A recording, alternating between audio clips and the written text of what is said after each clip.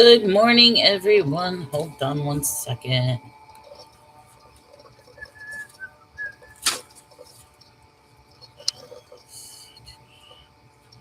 Okay, just give me 1 second, guys. All right, that's good.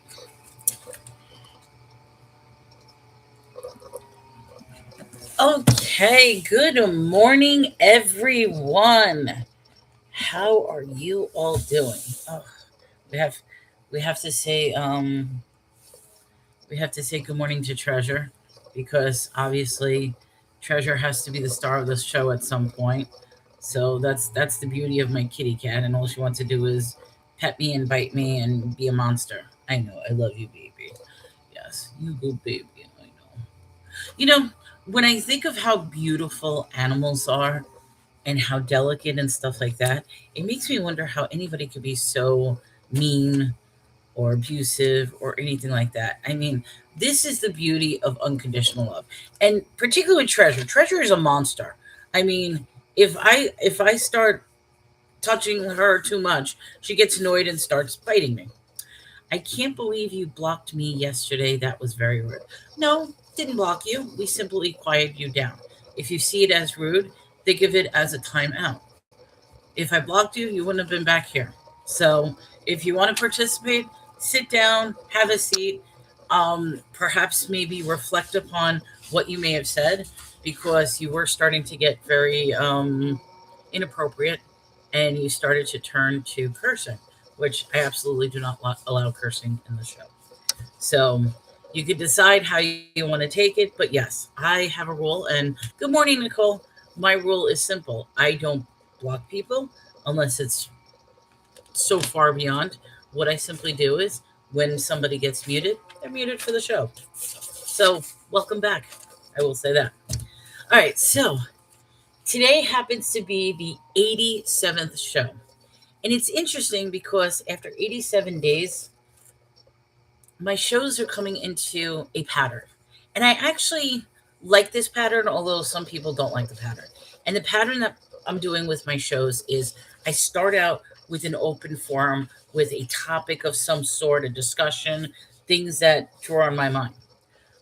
Then from there, I go on to reading from an excerpt from here because I think this is important. And then I go into a prayer and then I read the Bible. And however long that takes, I mean, yesterday we got through a couple of chapters. Somebody did a video about my shows, which I was actually honored about that. And they said, at this point, it's probably going to take about 2 years before we even get to Revelations. I'm hoping it's not going to take that long. I mean, I really do want to explore this and keep going. But what do we got? I saw a comment, but I think it was, I think you just deleted it right away, which is fine. Thank you. Whatever that comment was, I saw it for a minute and I'm like, wait a minute. Why is it all about you? You're interesting, but not open to debate. Um, Excuse me, JQ. This is my show. This is my channel. This is my content. So if I want to be self centered and all about me, that's absolutely what I'm going to do. I would almost question and say, don't you think that's rude of you to come in and darely say that I'm a dick? Okay, you know something, JQ? Bad boy, you are muted. And if he doesn't understand why he's muted a second time, I have to laugh at that. You know something? It's comical. I absolutely have to say it's Oh, I got to pause 1 second. Wonder Woman. Okay, I also run the stream same time on YouTube. I just have to say this. Not to. I absolutely could see your comments there. Hopefully you can stop by, give me a thumbs up, and tell you miss me. Oh, thank you so much. I miss everybody too, Wonder Woman. She is an amazing, powerful woman. Haven't spoken to her in months. Has it been months or has it been years? I have no idea. But I'm glad you're here. Yes, I absolutely see your comments. I'm going to be here for like the next 5 hours or so because my shows are turning into 5 hour things. But I just wanted to give a heads up. Wonder Woman, lots of love. We'll talk. We'll talk soon if you're still around. All right. So yeah, if he doesn't understand why he was muted a second time, I mean, that's kind of funny. You're calling me a dictator on my own live and want to know why is my live all about me? Is it, do you not see the hypocrisy and the illogical? I mean, he talks about logic. How illogical and hip I'm sorry. You know, so I shouldn't be laughing at that, but that's just wow. I'm a dictator because I talk about myself on my live show. All right, all right. Let's not make. I'm not trying to make fun. I'm not. That's not why. But that was like wow. All right. So today, I just, you know, something that just completely. I got off track. Let me calm down. All right. So today, the interesting topic is jury duty. So if you looked at my live content, we are going to get to Judges chapter 8, but I wanted to talk about jury duty. And as of right now, with the Bible, there isn't necessarily, in this chapter I'm talking about, in this, there isn't necessarily the idea of judgment. And I want to say yet, because I have a feeling as we go through Judges, there's probably going to be some sort of judgment for this side or this side. If not, then I'm actually curious why do they even call it Judges? Because right now I don't see as to why this chapter would be called, why this book would be called Judges.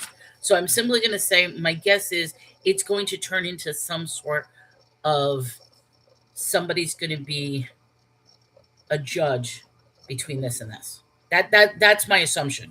I don't know. We're only on chapter 8, but I want to see how it goes.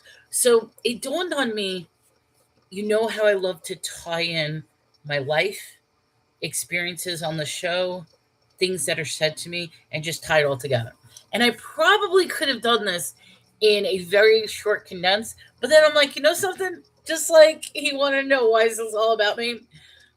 I want to tell a story, and I don't want to tell a short story. I'm going to tell a long story. So either people will sit back and listen, story time with Melanie, or they'll just scroll on by or make fun of me. I don't care. I really don't. So, in my life, I have been accepted for jury duty 5 times. 2 of those times, all I had to do was call up the phone, dial in my juror number, and guess what they said? Oh, you're passed by. Yes, yes. Because me personally, I'm cynical. I have no desire to be on jury duty at all. So that was 2 times. One time, which I'll get to, I'm going to get to one time, the jury duty simply was I walked in with my little juror card and went up to the court clerk and said, I've already served jury within a 2-year period because at the time it's 2 years. I don't think that, I don't think that, that they do that now. I could be wrong. I really don't know. But with jury duty at the time, if you served on a jury within a 2-year period, you automatically got exempt. So I went up to the little juror with my card and I'm like, I served jury on such and such day. And they looked it up and they're like, oh, stamp it, you're exempt. And you get the little paid sticker that, hey, we're paying you for the day. I did jury duty and locked up an innocent man. How could that be funny? If he's an innocent man, why would you find that funny? I mean, okay, so you locked up an innocent man. Anyway, so that was the third jury duty. The other 2, long story, but there's a point to it and it's going to tie into everything. So, very, very interesting. I love how I'm not even talking about the Bible. I'm not even talking about anything, and we are getting flooded with trolls. But you know something, Nicole, I'm so glad you're here. I'm going to try to keep up with it too. But it's like, wow, I'm not even talking about God or anything. I'm talking about jury duty. So, anyway, I want to talk about 2 different stories. And if you understand these stories and how it ties into everything, because remember yesterday, well, not 2 days ago, the topic was building building upon building upon building.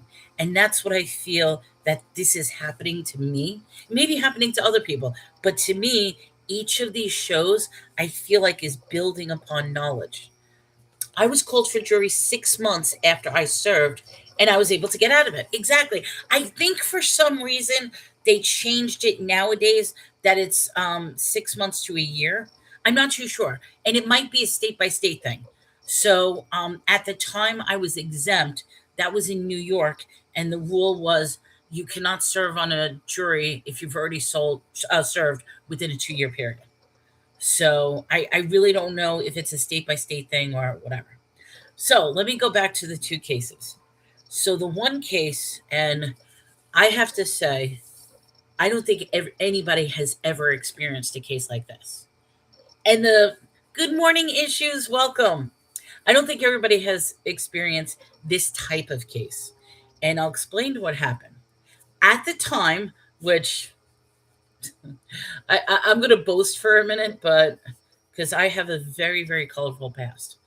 But at the time, I was actually an assistant vice president of a financial institution and a bank manager. So what that meant was I had my own branch as a bank manager, but in addition to having my own branch, I was also a VP, which was like a regional manager for other branches as well. That was my position. Good morning, Wisdom. Welcome to the show. Thank you all for being here. We're talking about jury duty for a minute. So that was my profession at the time. Now, unfortunately, people say, why aren't you working at the bank, this and that? When the mortgage crisis happened and the sub-mortgage crisis happened, let's just say I completely had a nervous breakdown and I never wanted to be in finance ever again. So that's why I'm no longer in banking. But anyway, so at the time of this specific case, you walked in and there's hundreds and hundreds of people in the room.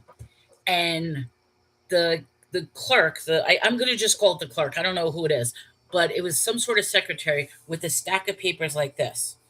And she walked around from person to person and handed them a 40-page document, 40 pages. And it's interesting because 40 keeps coming up over and over. In fact, I was mentioning this to somebody who gave me a video, and it was comparing it to the Gospels, and I was talking about how things go back and forth like a rainbow. That's something that happens in the Old Testament coincides with something that happens in the New Testament, and if you put it together, it creates a beautiful rainbow. Anyway, besides the point. So this was a 40-page document, and I mean, like I said, how many people go to jury duty and you have to fill out 40 pages? And everybody's like, are you? And people even fought. Like some person said, I can't read this. I'm illiterate. I don't know what this says.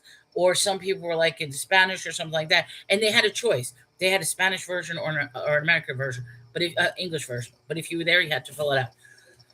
So I start filling it out. And it starts off with basic information, name, address, da, da, da, da, da. Then the next set of instruction is, do you know, have any affiliation, have knowledge, or seen any information about the following? If so, please describe. And I'm like, and I skip through, and it's pages and pages of names and businesses. And I'm like, what is this all about? So obviously, I work in a financial institution, and the first one is, do you know, have seen any advertisement or affiliated with Chase Manhattan Bank? So I said, yes. And I even put on the thing, who doesn't know what Chase? I'm like, everybody knows what Chase Bank is. And then the next one was Bank of America. And then and the list went on. And then all of a sudden, it goes into people. Do you know who this person is? And what's interesting is the thing, and I guess they were waiting to see if you're lying or not lying, because one of the answers was the President of the United States. Yes, I know who the President of the United States. He's the president. I see. And then one of them was Mickey Mouse. And I'm like, this is ridiculous. But there was names mixed in that I would look at. I'm like, no, I have no idea who that is. I have no idea who that is. And I'm just going on and on. After 40 pages, I think we were sitting there for a good 4 hours or something like that, whatever, 4 or 5 hours. I go up and I hand it in. And then I'm like, okay, what? And they're like, uh, you're free to go. We'll call you if need be. So I'm like, okay. So then a week later, I get called back for jury duty. And I'm like, ugh. And it happens to be in regards to the same case. So I get called back. And now instead of hundreds and hundreds of people, I want to say maybe there was about 200 in the room at this point. I mean, it went from like auditorium massive to now probably about 200 people in the room. And they explained, they're like, okay, with this particular case, this is a financial crime case. And they couldn't give any names, information, or anything like that. They were given the gist of it. This is a financial crime case.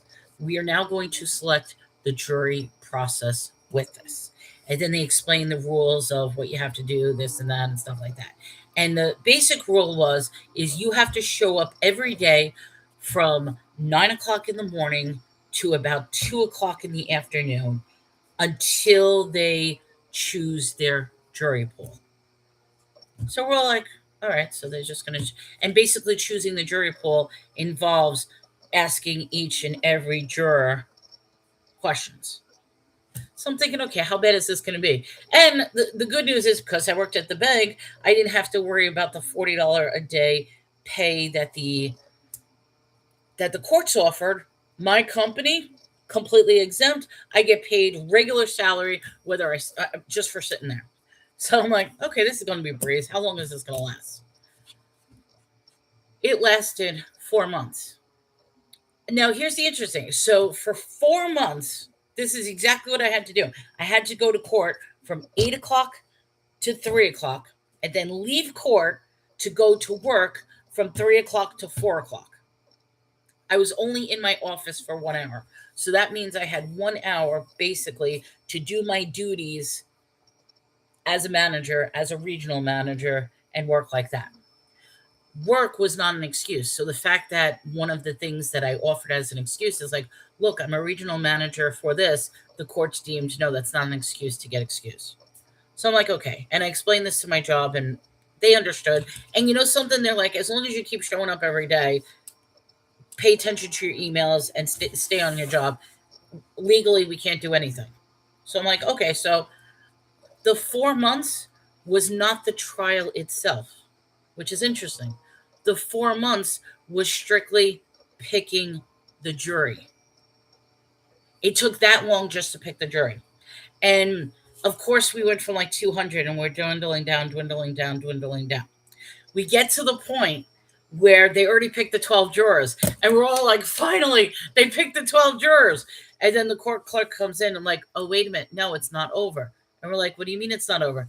We now have to pick the alternate jurors. So we're all like, are you kidding me? We have to sit here until they pick 12 more people? And the court's like, yeah, we have to. So now you know why it lasted 4 months. And I remember we get down to 24 people.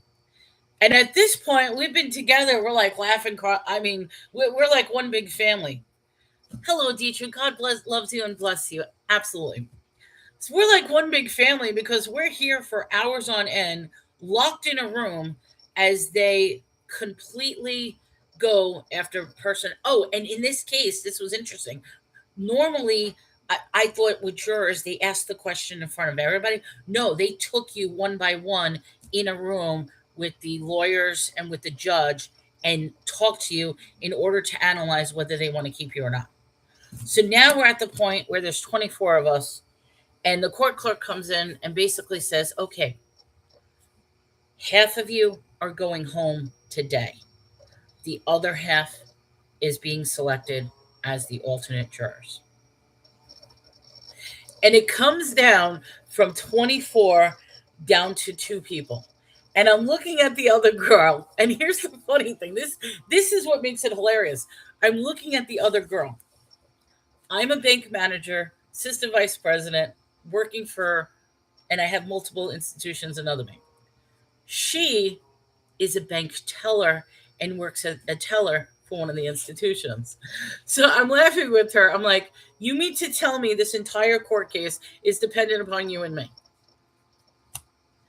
And it was one of those things we were like, good luck. I mean, good luck. That's all we could say. Well, it turns out they chose her over me. Now, happy me is like, thank you. Thank you. Because you think I want to. And it turns out that that particular case went on for 2.5 years. And not only did they go through all the jurors, they went through all of the alternate jurors as well. But there was a stipulation that if you go through everybody, you don't necessarily have to declare a mistrial. The lawyers can elect to select a alternate for the alternate. So that's exactly what happened. So they selected an alternate for, and let's just say, for a court case to go on for 2.5 years, I felt so bad. At one point, one of the people were pregnant and had a baby during the whole trial, and I'm like, this is ridiculous. All right, hold on, guys.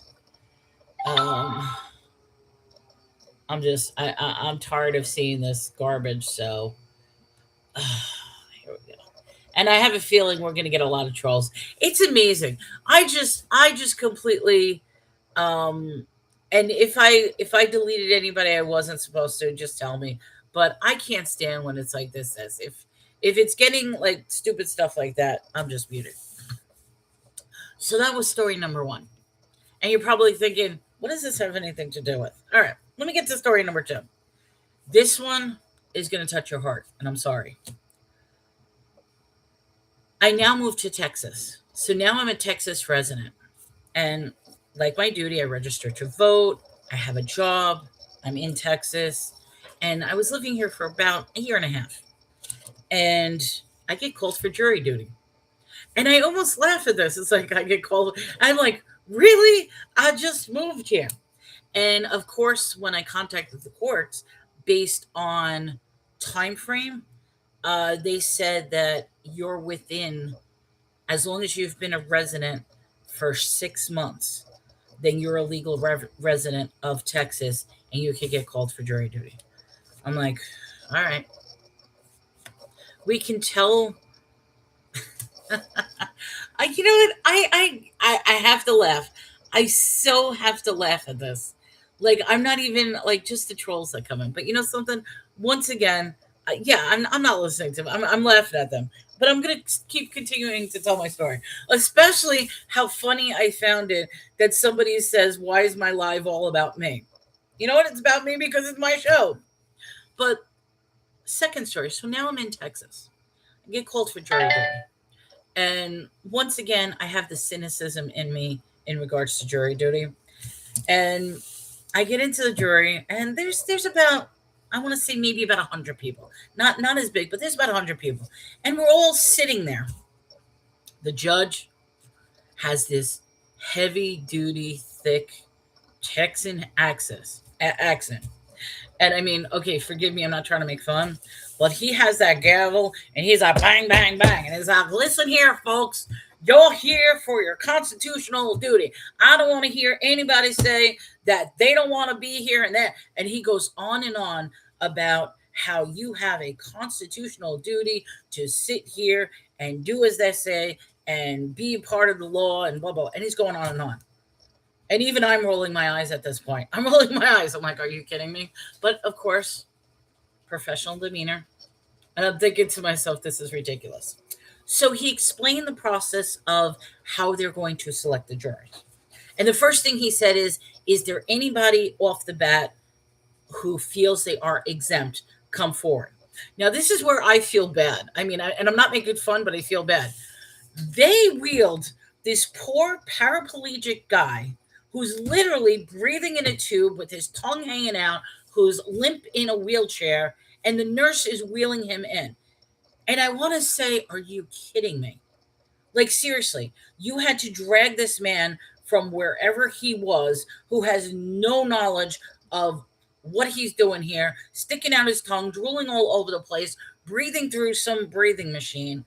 And I mean, like I said, I'm not trying to make fun, but it's like, come on, seriously, this is the extent of our judicial system, where you're literally not exempting somebody like that.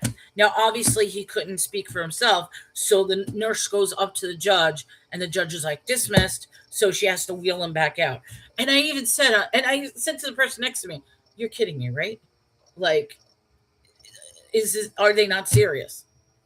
But anyway, so the judge is going on. Anybody else who thinks they need to be exempt, they ended up exempting somebody else because he was a convicted felon, and the rule is if you're a felon, you cannot serve on a jury, which makes sense. So now the judge is like, there shouldn't be any reason that anybody should be exempt. Now, and then he starts explaining the process. And the process they're going to do is, he explained, you have the prosecuting attorney, you have the defendant attorney. It's going to start off with the prosecuting. He's going to start asking questions. The defendant side is going to start asking questions. And it's going to go back and forth with each juror. So he explained there's going to be one set of questions for a couple of minutes because they only have like a time allotted time. And then as you go from juror to juror, they then go around and do a second set, a third set, and they keep going. So that was the explanation, is okay, they're going to go through each of us. Now, they explained the terms of the case. Now, obviously, they can't give names or stuff. And they explained this is going to be a very tough case. And the defendant is being charged with SAing his niece. You can use your imagination on that. So that's a painful one. He's being charged. What's interesting about it, which somebody said to the people, screamed out during that time, yeah, and he's the pastor. And everybody's like, and of course the judge's like, order in the court, because everybody's like, all right. So basically, the pastor was being charged with SAing his niece. That's the terms of the trial. And everybody's like, oh no. I mean, you could just see the dread from this trial alone. So now the prosecutor and the defendant start asking their questions. And I found this fascinating. And that's why I want to share. And I'm going to tie it in. I know it's a long story. So the question they went through everybody is, where were you born? And what is your religious affiliation? Go to the first person, which I found this interesting because I'm wondering if it's a regional thing or if it's a commonality in terms. Okay. Because where I lived at that time, very, very small town, extremely small town. All right. So they go to the first person, and the first person says, born in Texas, Church of Christ. And I'm thinking to myself, Church of Christ. I'll be honest, at that point, I never heard what Church of Christ was. They go to the second person, born in Texas, Church of Christ. Third person, born in Texas, Church of Christ. Born in Texas, Church, and it goes on and on. Somebody at one point said, born in Texas, Christian. Another one said, born in Texas, Baptist. So the majority of the room was born in Texas, and then was either Church of Christ, Baptist, Christian. We didn't get anything else. Then they come to good old me. Now remember, what they're supposed to do is they're doing one round of questions, which the first round is, where were you born? What's your religious affiliation? And then once they get to the end, they were going to start in the beginning and do a second. So they get to me. And they're like, where were you born? What's your religious affiliation? And I remember this because in reflection, I laugh about this. I says, I was born and raised in New York. My father's side was Catholic. My mother's side was born again Christian. And right now, my religious affiliation is agnostic. And I almost want to say, see you later. I'm headed to Bible study. You too, Nicole. Have a great day. And thank you for being here. I appreciate it. So because I said, born in New York, my father is Catholic, my mother is born again Christian, and I identify as agnostic. The first thing that I found odd was like everybody turned and looked at me like, did I just say that out of my mouth? The second thing that was odd was both the prosecutor and the defendant side both looked at each other and almost at the same time said, Judge excused. Both of them, instant agree, excused. So I look at the judge and I'm like, what? And the judge says, you're excused. So I'm like, I could go home? Yeah, you're excused. I says, okay. I says, thank you, Judge. Have a great day. And I got up and I walked out. And the people looked at me like with this hatred that, because they're still sitting there. And I'm not too sure, did they hate me because I was released? Did they look at me because I was not affiliated with their religion? Is it one of those things? Because I also found it interesting how they kept saying Church of Christ, Church of Christ, Church of Christ. And I'm wondering, is because I was looking into what Church of Christ is, which is a like non-denominational of Christianity. They believe in Christ, but they don't call themselves Christians. And it makes me wonder, okay, is there a title difference between Christian? Because I know there's so many different sects. Even under the umbrella of believing in Jesus, you have, like I said, Lutheran, Presbyterian, Baptist, and it goes Pentecostal, and it goes on and on. They all believe in Christ. But I just found it. So one of the questions I was wondering is, did they just say Church of Christ because the previous person said Church of Christ and there was only one or two that actually said Christian? Or because it was such a small town, they're all going to the same church, which was interesting when the guy screamed out, yeah, that's the pastor. But in this case, they kept the people who had a religious affiliation, who had faith, but they immediately dismissed the person who flat out said that they're agnostic. Even though, as an agnostic, you still believe in a higher power. But the higher power you believed in did not align with Christ or with Christianity. So that's story number 2. There's a point to that. I'm going to tie it in. Now, when it comes to being on a jury, when it comes to being in a court case, I think what's very, very interesting is you are presented one set of facts. Here are the facts. I am the prosecutor. We are blaming this person for doing what they're doing, and I'm going to provide facts about the case. We have this bit of evidence. We have this bit of evidence. We have this bit of evidence. This is what I'm tying up and I'm bringing before the 12, which is interesting. 12 jurors, just think about that. I'm bringing before the 12 jurors to make a decision as to what they believe, what they what evidence I have. Does it prove my side?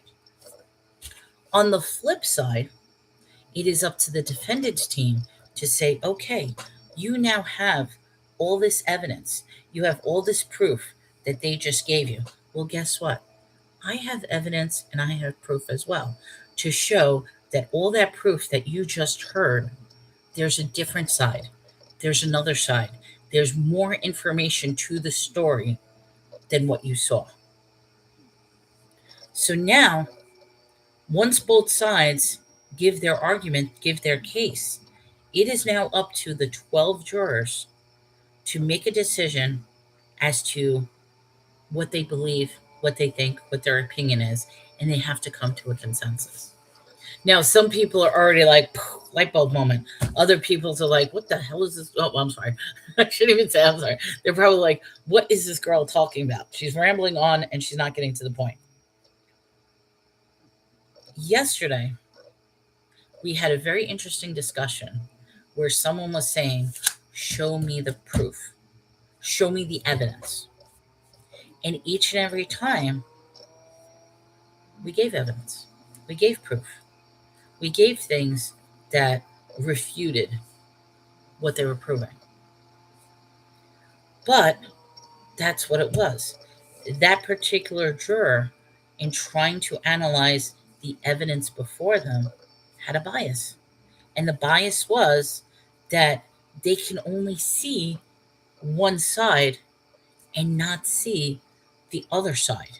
So, as a juror, their perspective is I'm declaring this side correct and this side wrong.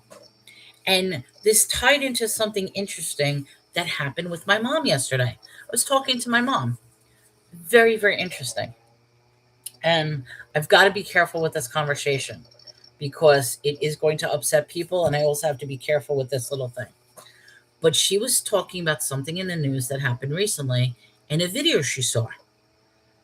And she said to me, what is your opinion on that video? Because she already declared what her opinion was. I just realized I have a bruise there. I don't know how. Sorry. Um, and I told her my opinion, and instantly she was horrified. She's like, "How can you say that?" And I says, "What do you mean? How could I say that?" She says, "Didn't you watch the video?" I says, "I absolutely watched the video. So why are you saying what you're saying?"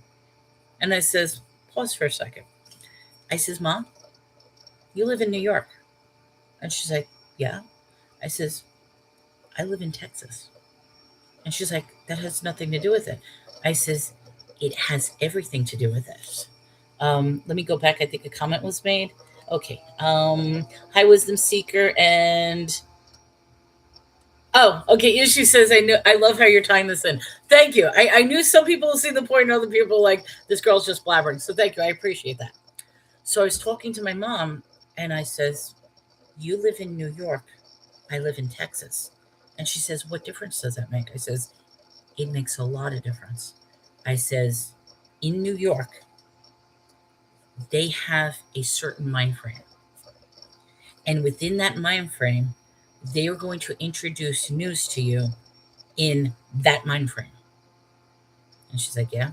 I says, "Well, I live in Texas. And here they introduce news to you in a different mind frame." And I says, if you are, and I says, me, I am blessed because I actually get to see both sides. My Facebook page is one of the most interesting Facebook page because half of my friends are New Yorkers and the other half of my friends are Texans. Very interesting. It is. I see 2 points of view. I really do. And I says, not only do I see the 2 points of view that are presented, I also do my own research because when something doesn't make sense to me, I analyze the whole picture. And I says, "Do you know the facts about this case?" And she says, and she gave me the facts. I says, "What about all the other stuff?" And she's like, "What do you mean?" I says, "Okay, what about this, this, this, this?" And I told her some other facts. And she paused for a minute and she's like, "What are you talking about?" And I says, "Exactly. What am I talking about? You were presented as a juror one side of the story. You didn't necessarily get presented the other side of the story. You only were taught one way. You were only taught. So the mind frame is very close knitted that you're not seeing all the evidence from all the different sides." And I says, "I'm not here to change your opinion. All I say is if you're able to see everything else and still come to the same conclusion, then you know something? That's wonderful. I'm glad because what that means is you're justified in your thoughts. You've been given all the evidence. You've seen different perspectives. And after seeing all that, you're still coming to the same conclusion. That's beautiful.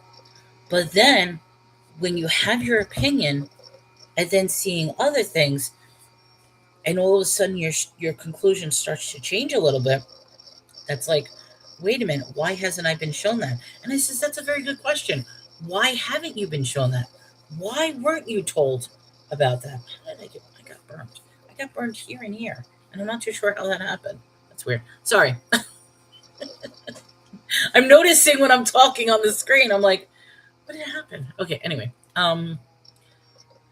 You're not seeing the whole picture. So you cannot determine because you only saw one. And I said to her, I says, okay, let's go back another video. I says, I'm just throwing this out there, and it's hilarious. And like I said, I've got to be careful what I said. I says, do you remember the other incident in the other video? She says, of course. I says, okay, then let me ask you this: did you see the dinosaur? And she's like, what? I says, have you seen the T Rex? And she's like, what are you talking about? And it says, during the video, in the background is this huge Tyrannosaurus Rex. And she's like, you're full. I'm like, I'm not fooling. I'm absolutely not fooling. I says, and it's not a joke. It's not AI, or maybe the whole thing is AI, but I'm like, it's not AI. I says, rewatch the video, look at the background, ignore what's happening on hand, just look at the background. And she says, I cannot believe I missed that. I says, yes, because you're so distracted by the incident that's happening at hand that you're not being observant to the other things going on or the other bits of information. And I said, something as ridiculous as that, and I'm not talking about the incident itself, but I'm like, something as ridiculous as that being involved in that setting sometimes makes me wonder whether what we're viewing actually, you know what I mean? But I'm not getting into that. That's up to everybody's personal perspective. But it's like when you start seeing these incidences, a lot of things start coming up, and that's where the whole conspiracy theories come in. And I keep an open mind. I do. I'm not, and I'm not saying all I know is everything is a tragedy. It is. Whatever side of the fence you are on how to interpret that tragedy is totally up to you. It absolutely is. But by me telling her just a little bit more of information, I said, take a look at the T Rex. She was shocked. She's like, I can't believe this. I'm like, I know. I know. That's what, and I'm like, I'm not laughing at the incident. I'm laughing at the fact that while this incident is going on, there's a big Tyrannosaurus Rex in the background. That's the irony of it. But anyway, let's tie this into this. And I think this is important. And this part is probably going to upset people. So, on one end, we get people who are non believers are constantly saying, where's the evidence? You can present the evidence. And even with presenting the evidence, they'll say, that evidence is not good enough. That means absolutely nothing. Why would you say that that's evidence when that's not evidence? Okay, so as a juror, they made up their mind. They also will say, they also will only give their narrow mindedness because we're like, okay, then you don't believe in the evidence. How about you open up the Bible and read about it? They won't do that. They absolutely. Why should I read this? Now, the interesting thing is, we spoke about this the other day, and the question I threw to the group is, does reading the Bible cause atheism? Because there are a great many people who will read the Bible, they'll start at Genesis, and they're going to be horrified by what they read. Which a lot of times Christians tell me, skip the Old Testament, just start with the Gospels. You're not going to understand it if you read the Old Testaments. Jump to the Gospels, see that perspective first, and then you could go back and start reading the atrocities that happen in the Old Testament so that you can finally understand why the Gospels are so important. And you know something, that's a very powerful statement. On the other end, you can look at it this way is read what goes on in the Old Testaments, absorb it, get the lessons, and keep continuing and building upon it. Who is the gospel? Matthew, Mark, Luke, John, the 12 disciples. I mean, like, I'm assuming gospels is referring to all 12 of them, but Matthew, Mark, Luke, and John are considered the gospels. I don't necessarily think there are, I will say this, there are gospels that were banned that are no longer associated with the Bible. And one of them is like the book of Judas. So I leave you guys to do your own research on some of the banned gospels, but God is good, Jesus is Lord. And welcome, Susan. Thomas David. Okay, so they're the gospels too. See, I don't know all the I don't know all the books of, but I do know Matthew, Mark, Luke, and John. Like that stands out in my mind because that's always what I was taught as a kid. Um, as far as the gospels. So gospel is God's spell. Which is interesting if you look at it that. Brother, the whole world is the gospel, for the word is Christ. Words cast spells. Yeah. And it's interesting if you look at that. Because, all right, you can take that as a positive, negative. God spell. It's a spell of God. Well, think about it.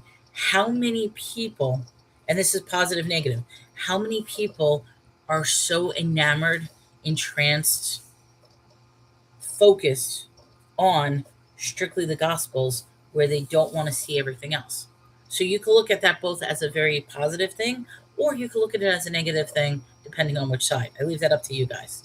And Cassie is like, Amen. Absolutely. I mean, like I said, grimoire is where grammar comes from. Grammar means story. Yes. And I'll leave it at that. I'm gonna leave it at that.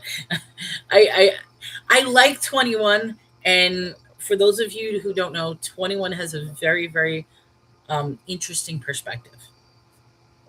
But he's respectful. He gives answers, and I almost want to say, in the quest to see both sides, because that's what we're talking about, jury. So, in order to be a juror, you could stick with the one side and just stick with that one side, or you can possibly see that there's more to the story. And when 21 drops a line, if you really want to learn different sides, do a deep dive on what he says. That's all I have to say. And that's why, and I mean, I'm sorry, 21, I'm putting you on the spot, but that's why I say I'll say what he said, but I'm like, I'm going to leave it there. Because that's up to a person to do their own dive. But I will say, when you dive, just prepare that once you dive, I'll just say that once you dive, it's like the red pill, blue pill thing. I'll just say that. My sister host done. Wait. My sister pay attention to foolishness. We should give them the truth and move on. Host done pay attention. I don't know what you're saying. My sister host done pay attention to foolishness. We should give them the truth and move on. Okay, I'm sorry, Cassius. I don't know if that's lost in translation for some reason.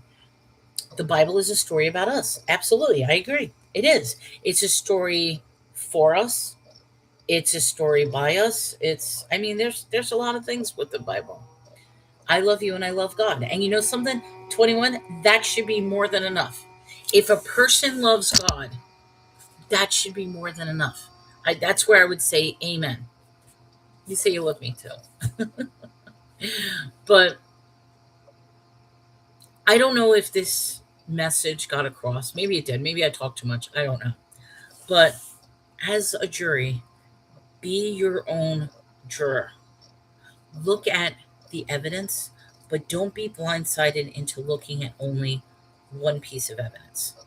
Expand your mind and open the doors, not to invite evil in. Because somebody once said to me, you should not be looking at other sources because that's the devil trying to confuse you. And what I say is this: if you are wholeheartedly in your faith and in your strength, and you pray to Jesus, pray to the Holy Spirit for discernment, for clarity and wisdom, then what anybody ever says should not make a difference. I mean, in some cases, people can even say, I rebuke you for even having these thoughts, which, you know, something that's fine. It's like my channel is unique. If you are opposed to what I say, that's perfectly fine. But if you're going to sit here and be in opposition, at least show the respect and show the courtesy, kindness, and love that we can all share. And that is one of the reasons as to why somebody like 21, which I'm not trying to separate, but when you see 21's responses, you can instantly see how it's different. If I'm asked to, no. Have I ever asked you to stop? Other people have asked you to stop. I personally have never asked you to stop. I'm actually, if this is not, I'm actually in a way siding with you because, like I said, you are really offering a unique perspective that some people may not even realize that's out there. And it's interesting because I don't necessarily, I mean, unless the person's here, which I don't necessarily like pointing fingers at this person said this person that. The only reason I'm saying this is because I'm literally talking to 21 right now. But,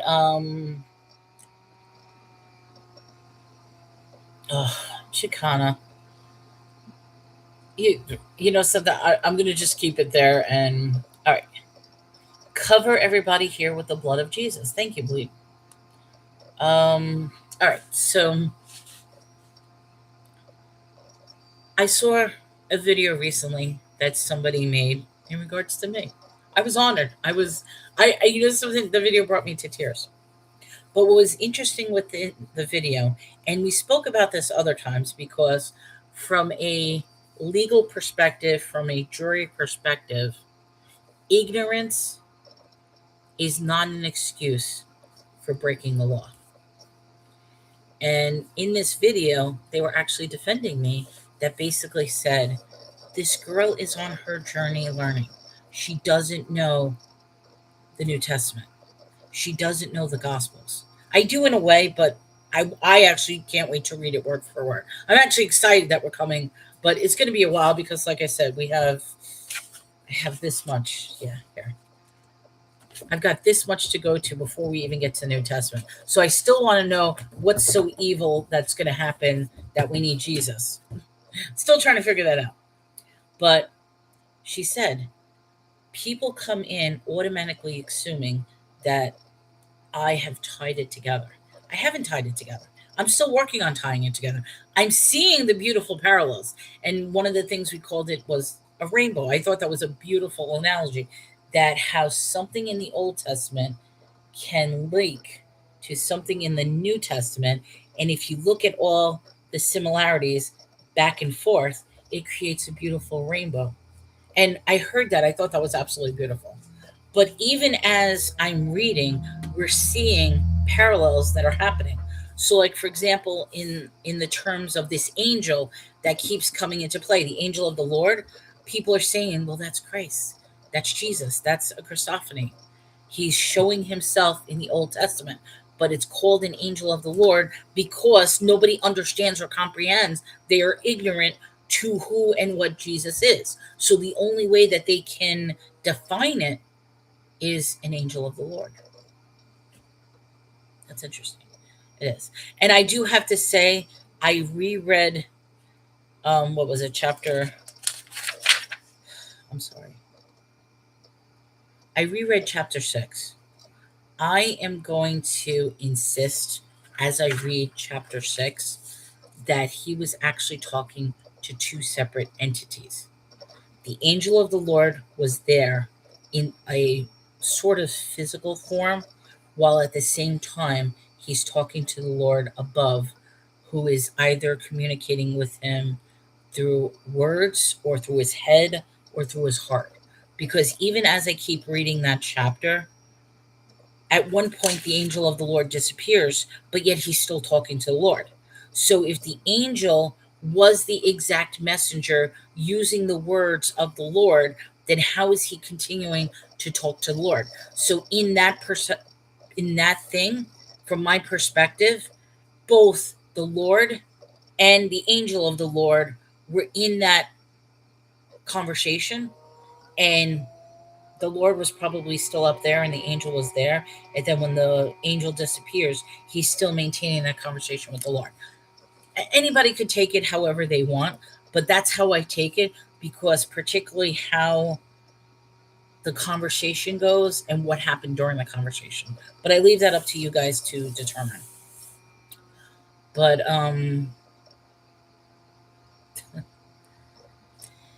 if we tie this together,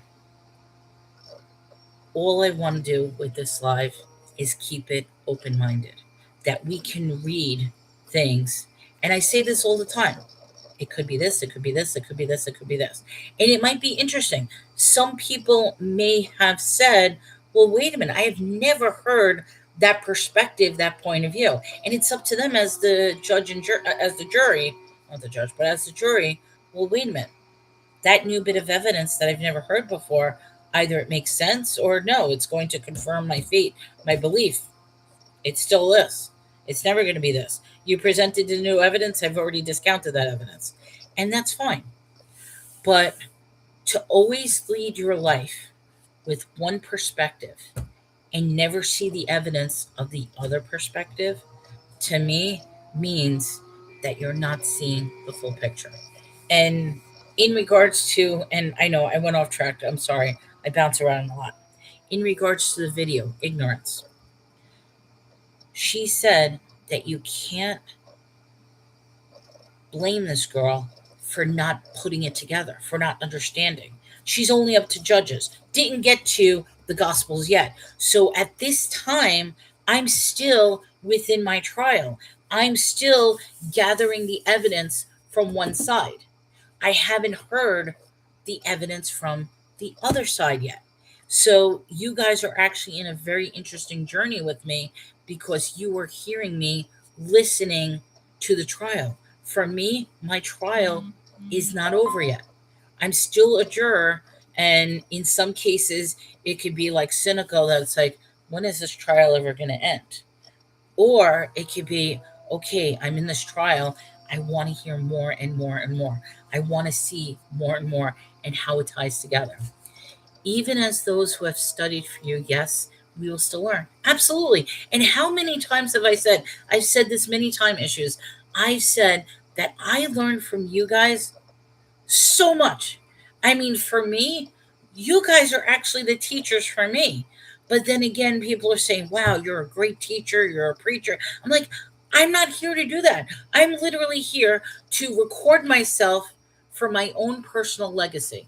Because think about this, this is me telling my story, my perspective, my point of view.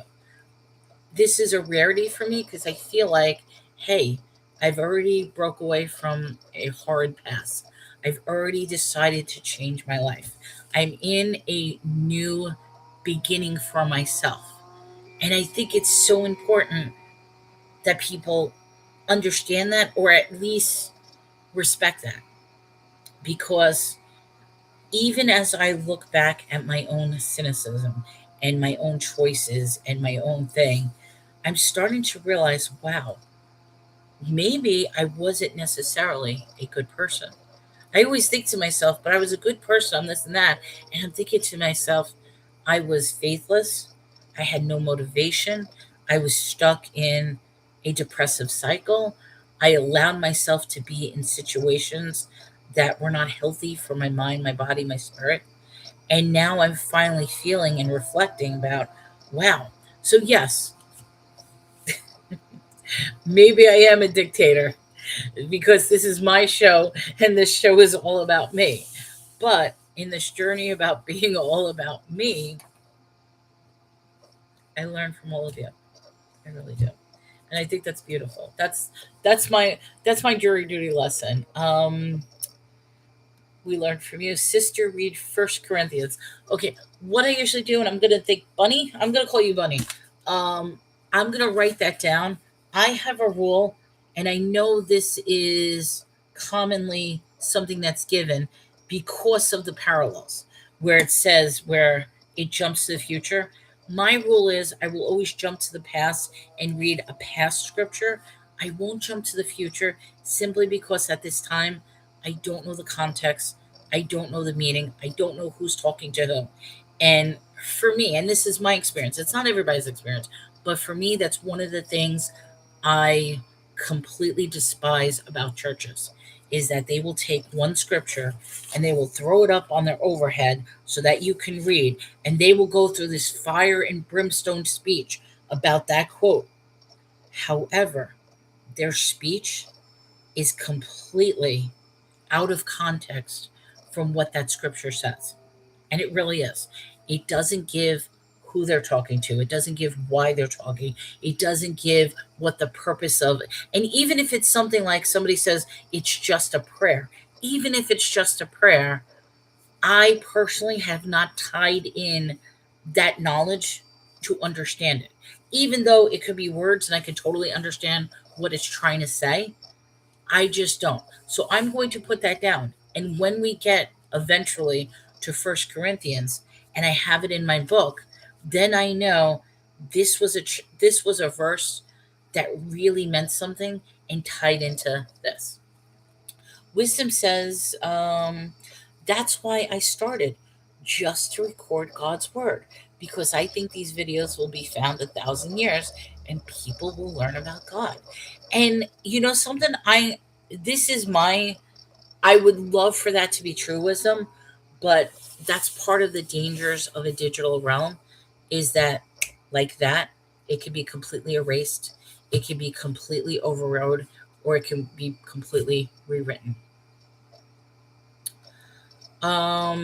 Wisdom says that's not even verse First Corinthians 13. Okay, so it doesn't even exist. It's possible. I don't know. And that's, like I said, that's one of the reasons why I don't jump ahead. I wrote it in my book. There was a meaning that, so right. So now, having said that, I hope everybody has, I mean, is having, not has, is having a great morning. Um, it touched me with the whole jury thing, and I think it's a very important thing that you do look at all the evidence, even if the evidence, because even what's presented in a trial, evidence can be completely false, or it could be misguided, or it could be a bad interpretation of what the evidence is. But look at the evidence, look at the proof.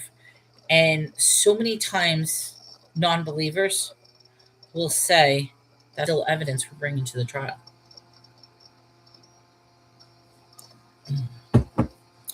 All right. I want to read from this book. I'm actually enjoying reading from this. This is 300, and I'm not selling this or anything, so there's no promotional content or anything like that. It's simply a book I pulled off the shelf that says, hey, I want to read this, and it's like a daily motivation. So this one is 365 Days for Positive Self Talk, Finding a Purpose. And this book was not meant to be a religious book, but when you put it in terms of your higher power, of God, of different, it really makes a whole different perspective. And that's what I like about this. So this is actually day 6. Today is, and yes, I write in my books. You can laugh at me, but I'm writing because rather than actually going with today's coinciding day, I started from the beginning so I could get all of it. So I'm sorry, day 6. When it comes to my goals, the most important thing I could do is believe in myself. I can set goals, be strong, work hard, but if I want to succeed, I will have to make the choice to believe that I can. And you can easily say, believe that I can under the power of Jesus, under the grace of God, with God in my heart, with the Holy Spirit through me. I mean, or if you don't want to use those terms, whatever terms you want to. But for me, who is setting goals, and I actually set 2 different goals. The first goal I set for myself is an easy, achievable goal. The second set of goals that I set myself are impossible. And I finally put myself in with the easy, achievable, because I learned that I tortured myself by only setting impossible goals. Because when you set impossible goals upon yourself, you will strive and strive and strive to try to reach those goals, but you're going to never get it, and you're always going to be frustrated. You're always going to be depressed that you can't get it. Um, the word of God says his word will never perish. I believe he's using it to, and you know something, I do too. And not only the internet to preserve it, it's the fact as to how quickly words and videos and knowledge can spread so quickly, how easy it is. Like I said, my only fear is that something's going to happen where the internet is no longer going to be. It's either going to be like moderated, deleted, some sort of mass data breach, and that's the only thing that I'm worried about. But then you have people who save things digitally outside of being on the web. So I think because our lives are so much on the web, I just have this fear that it will be erased. Is this about God? Yes, it is. You're leaving. Okay, fine. You can leave. I'm sorry. That the show isn't for everyone. So at least something. At least being honest, and at least that's fine. So all right. So I'm going to start off with a prayer because I think my jury duty discussion, and for those of you who feel the message, I feel the message. So like I said, you can get one set of evidence.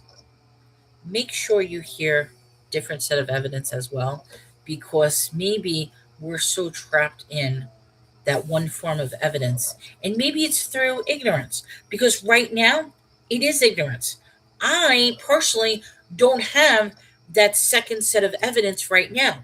I'm still only in Judges, and as my trial, my personal trial, is going through as I read this book, I'm gaining more and more and more evidence that will either strengthen my belief or deter my belief.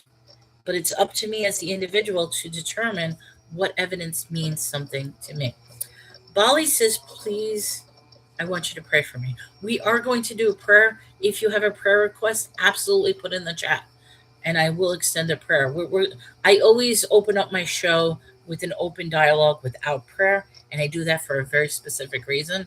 And then once it quiets down, then I'm like, let's pray.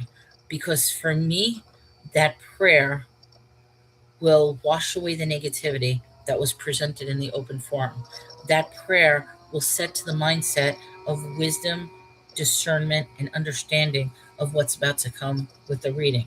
That prayer also gets a new mindset, because the interesting thing is, once I start praying, you start seeing the trolls go bye bye. So there's a reason that I do that. I mean, somebody said you should just pray twice. And I want to leave it as an open forum. That's how I do it. All right. What do we got? Where have you been looking? Okay, that's tell. Let's talk about data breaches. You were saying that was interesting. Okay, honestly, data breaches have nothing to do with this.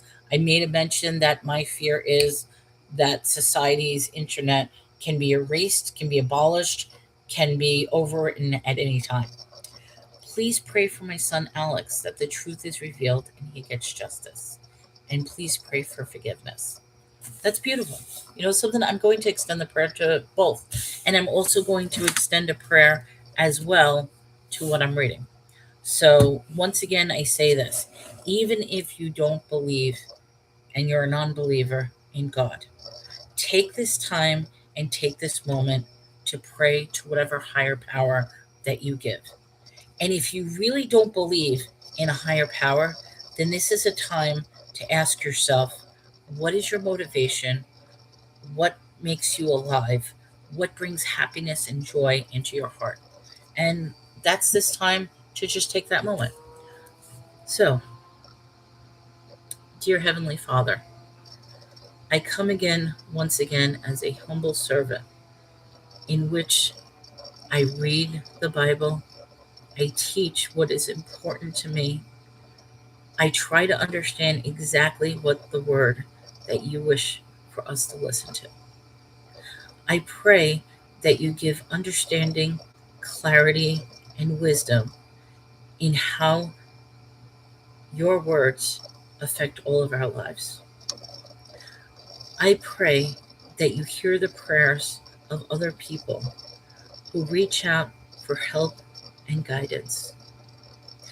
I pray that you hear the pleas of the people in here, such as Issues, trying to get her son to understand your word. I pray that you grant the forgiveness, the love, the acceptance to everyone who asks it for you.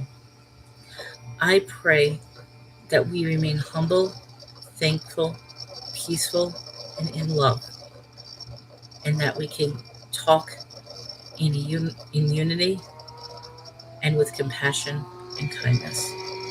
In Jesus' name, amen. So I will say this, and I've said this in the past. It was not easy for me to pray. I started, I mean, when I used to pray, it was always in my head in silence. To actually verbally say the words was not easy. And even if you watch my first prayers, because the first time I started, well, it wasn't the first time, but the first time I verbally started praying, 87 days ago. Well, it wasn't actually 87 days because it took me about a week before I started praying. Um, I had to read a card.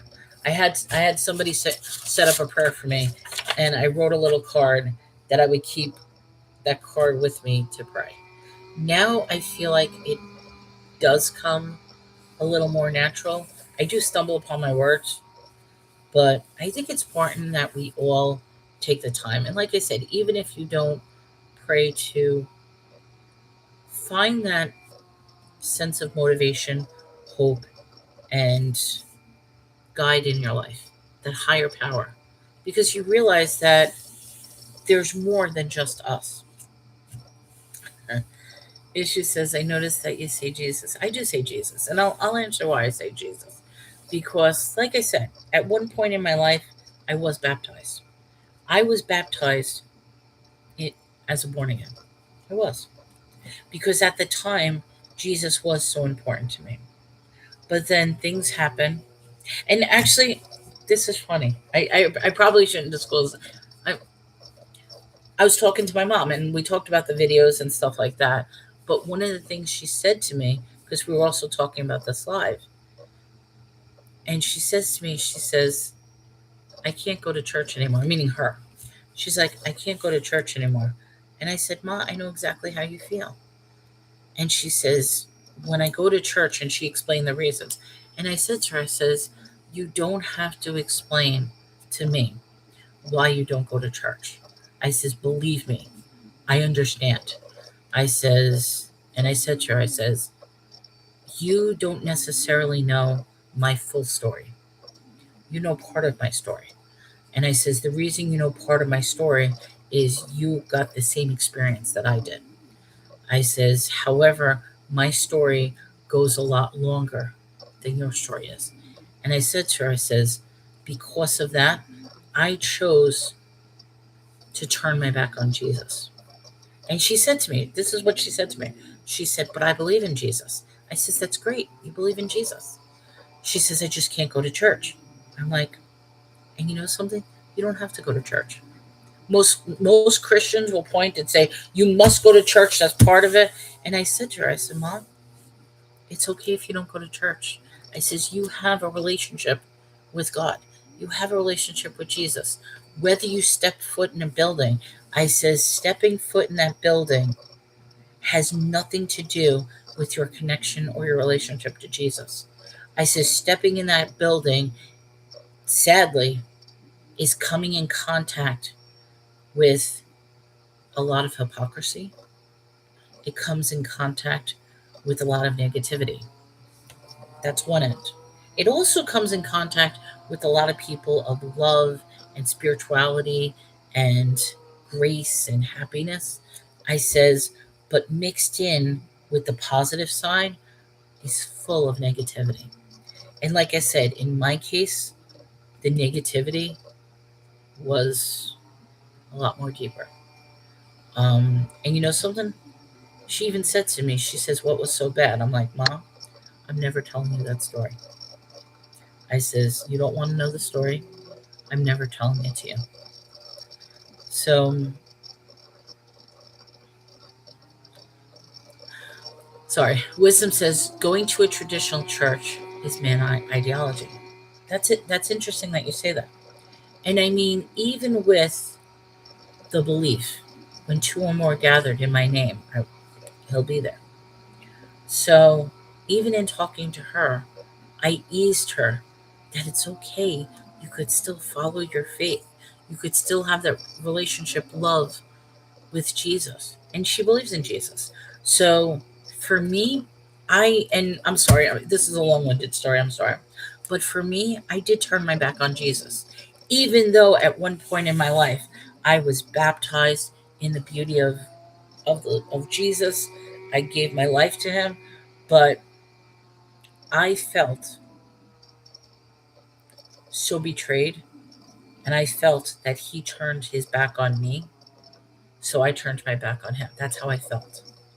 And I've come to realize nowadays that he never turned his back on me. It was man, the evilness of man, not necessarily him himself, that turned his back on me. So it's making me come full circle.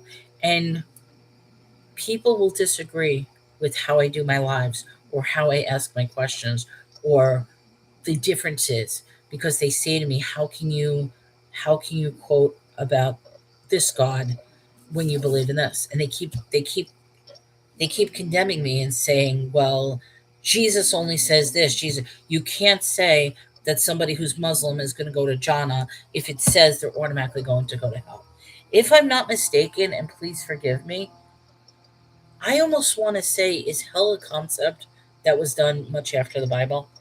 Because even, I mean, somebody says they speak of lake of fire, and they speak of Hades in Revelations, but I'm still, and like I said, I don't have all the evidence yet. I'm still trying to find the evidence. And the interesting thing is, like I said, this is the first time a realization ever happened. And the realization is that there is no heaven or hell, meaning a place you go in the time frame of these people at the time. It doesn't mean it doesn't exist. It's that these people aren't aware of it at this time, because that was never a goal for them. Their goal was not an everlasting life.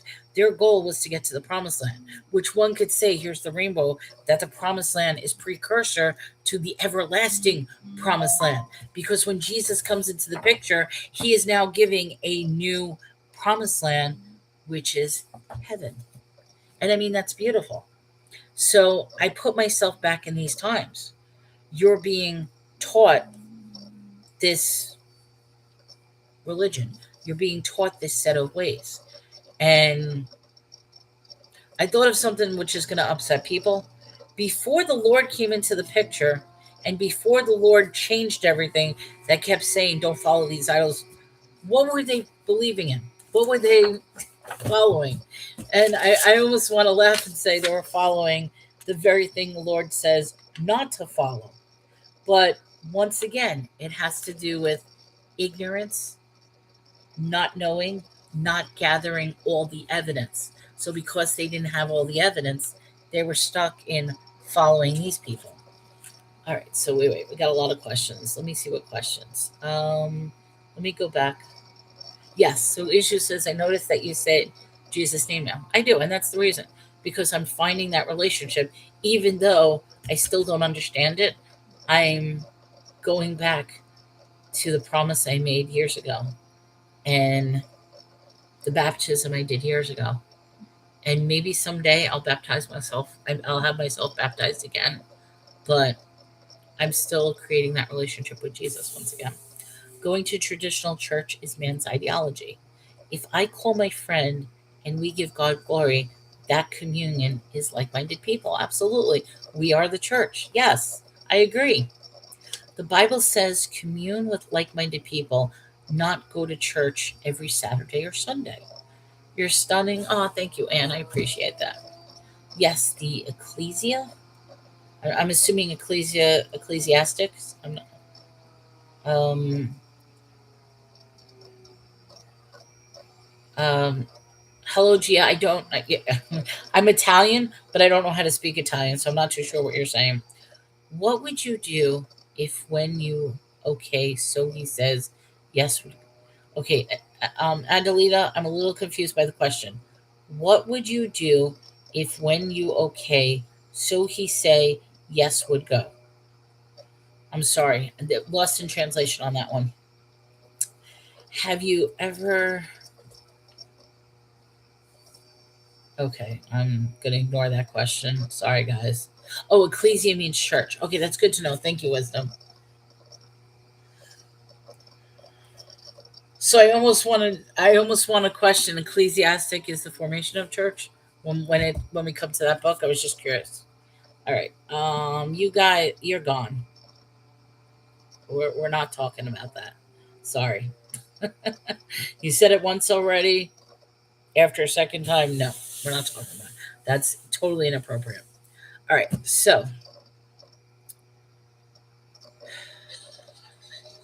what did I just do? Hey, guy, can you get off, please? Hi, how are you? Hi, can you log off? That's what I just did. I did not mean to invite you. No, I did not mean to invite you, and I can't get rid of him. I might have to end this live just to get rid of him. Thank you. Okay, perfect. Sorry, guys. I cannot stand those lives. When I scroll up, sometimes it invites people, so I apologize on that one. Time to tie those hands of yours. Oh, you mean?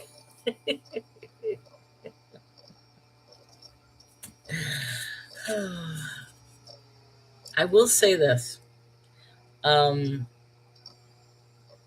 it's interesting you say that. Time to tie your hands up. I've had two dreams. Okay, wait, guys. Let me backtrack. And this is painful to say. I have horrific dreams. My dreams at night, I dread dreaming. And I know everybody dreams, and that's one of the things I do. I mean, I'll be honest. I try to suppress my dreams so much. And most of the time, with the help of prescription medicine that's given to me, I can forget those dreams instantly. And sometimes people say, well, you shouldn't forget your dreams. No, for me, if you knew how horrific my dreams were, but sometimes those dreams are so important. And I had two dreams last night, well, the night before and last night. And it's interesting that you say time to tie your hands up because I almost want to say in my dreams, the one from the night before and yesterday, there was a message that the fact that I remember them is very, very important. And I'm going to share those two, and I'm going to do it in condensed form. The first dream I had involved me being at a playground. I was at a playground. And while I was at this playground, I was hopping from like wood section to wood section. You know, when you run around, you go from like one section, you run to a playground, and go into another. And what ended up happening is, as I'm climbing from wood to wood, I get to the top, and I'm so victorious that I got to the top. But the problem was, while I was at the top, it started, and I have fear of heights. So now I'm at this wood thing that moved, and I'm clutching onto the wood, and I look around, and what ended up happening was that it broke away. The rest of the wood structure broke away. So now I'm stuck on this big, high, for lack of better words, tower of wood, and there's no way for me to hop back down because the connecting pieces fell apart. And I'm on this wood thing, clutching, and I start having a panic attack, and I start getting scared, and I start. And the funny thing is, there was a guy. Can't describe the guy, don't know what he looks like, nothing like that. And he said to me, he says, but you can get down. And I'm like, I can't get down. I don't know how to get down. And I'm crying because it's like, I'm clutching onto this. I'm like, I can't get down. I says, I'm going to fall. And it's like, you're not going to fall. And what was interesting is the guy said, don't you realize there is a ladder attached to the side? I'm like, no, there's not. And he's like, look, there's a ladder. So when I was clutching onto the thing and I looked down, it turns out on the side of the wood was all wood little ladders that you could climb up and down. I only saw the three connecting pieces that connected to the thing that broke apart. So here I'm thinking, because they broke apart, there's nothing that I can, where the fourth side was the part I couldn't see, that he finally said, look at the side. And that allowed me safety, because all I had to do was climb up or down. Now, I'm hoping that that wasn't a bad thing, because one could say, because the guy was on the ground and I'm so high up, by climbing the ladder down, I'm falling. But I didn't see it that way, because a lot of times for me, my dreams are actually the reverse. So if I'm climbing down, it actually means I'm climbing up, if that makes sense. But that was one set of dreams. And when you said it's time to tie those hands up of yours, that led to a dream last night. And the dream last night involved, somebody was telling me that they're putting me in bondage, that they're going to tie me up, that they're going to lock me up. And I was choosing with excitement that, yes, I want to be tied up. But at the point when it was time to do that, I was stopped because, and this is where I told Chris this dream, and he was like, you have the weirdest dreams. I was stopped because that wasn't the point of what they wanted to do. They told me that I'm going to be tied up, but instead, they brought me up on stage in front of everybody to peel potatoes. Peel potatoes. Now you're probably thinking, what? And they didn't give me a knife, they didn't give me a peeler. Instead, and I have to be careful, they gave me a razor blade. And that ties into a lot in my life. They gave me a razor blade, and they told me to peel the potatoes with the razor blade. And I'm sitting there with the potato and that little tiny, like, razor blade, like the straight razor. You know what I mean? It's like the, and I'm trying to peel the potato, but it's very slow and it's very hard, and I have to be careful. There's 18 messages, but that to me is very, very symbolic. Peeling the potato, peeling the layers, getting rid of the negativity, the dirt, the outside covering that I've been sheltered in. So that was two of my dreams. uh, you guys can take it how you want to take it, but I know that was a message for me. It was a message I needed to hear.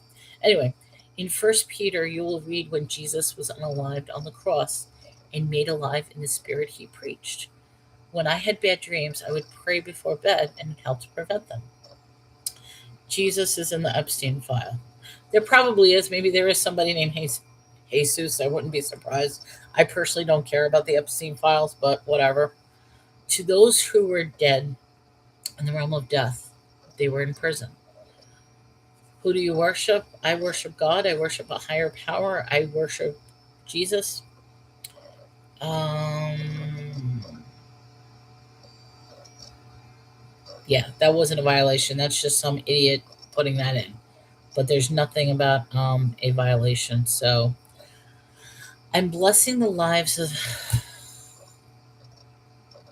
See, I don't even know if that's a scam or not, but okay. So in the Old Testament, they went to prison or paradise in the realm of death. Now, if you don't mean, if I'm sorry, when you say Old Testament, they went to prison or paradise. Is that explained in the Old Testament, or does that get explained later? I'm just curious, because it could be I'm not there yet. Because, like I said, at this point, they don't necessarily talk about what happens. Um, all right, hold on. The dream seems symbolic of your and yeah, wisdom, absolutely. I know that was, and I say this a lot. I mean, somebody actually presented their dream to me, and they said to me, they're like, I feel like I can trust you. Here's my dream. What do you make of it? And I gave that person my perspective. I says, this is, and to them, it meant something. And it's interesting because, all right, I just simply gave a perspective. Never asked why it meant something to them or what it meant or this and that. I just simply gave, and they were excited about that interpretation. So I'm like, okay, that's fine. And for me, I do look at my dreams a lot because part of the problem with my dreams, and it is a problem. Some people could say it's a blessing, it's a problem, is my dreams are very real. Very. Colors, sounds, feelings. There are times that I wake up trying to figure out, did that dream actually happen or did it not happen? And sometimes that could cause confusion. The other thing is, like I said, I have my medication that suppresses the emotions and the feelings and stuff like that. And the one thing that when I talk about my dreams, the one thing that the doctors never ask or never even consider, or maybe they don't even want to know, is, do your dreams come true? I guess that's a concept that, and for me, yes, my dreams do come true. And it makes me wonder, is it because I'm manifesting that? Is it because it's a warning? Is it evil coming into my mind, trying to cloud me and showing me beforehand what's going to happen? I don't know. And that's one of the reasons why I don't want to remember my dreams. I'd rather be in complete ignorance than to know what's going to happen. And it's interesting because there was another part of the dream that I talked to Chris about this morning. And he said that he was going to be doing something. And I specifically said to him, I says, this is funny. I says, for the past 2.5 weeks, I've been encouraging you to do this, do this, do this. And now he decided today he wants to do this. And I says, Chris, you could take this as you want. I says, for today, don't do that. He's like, what?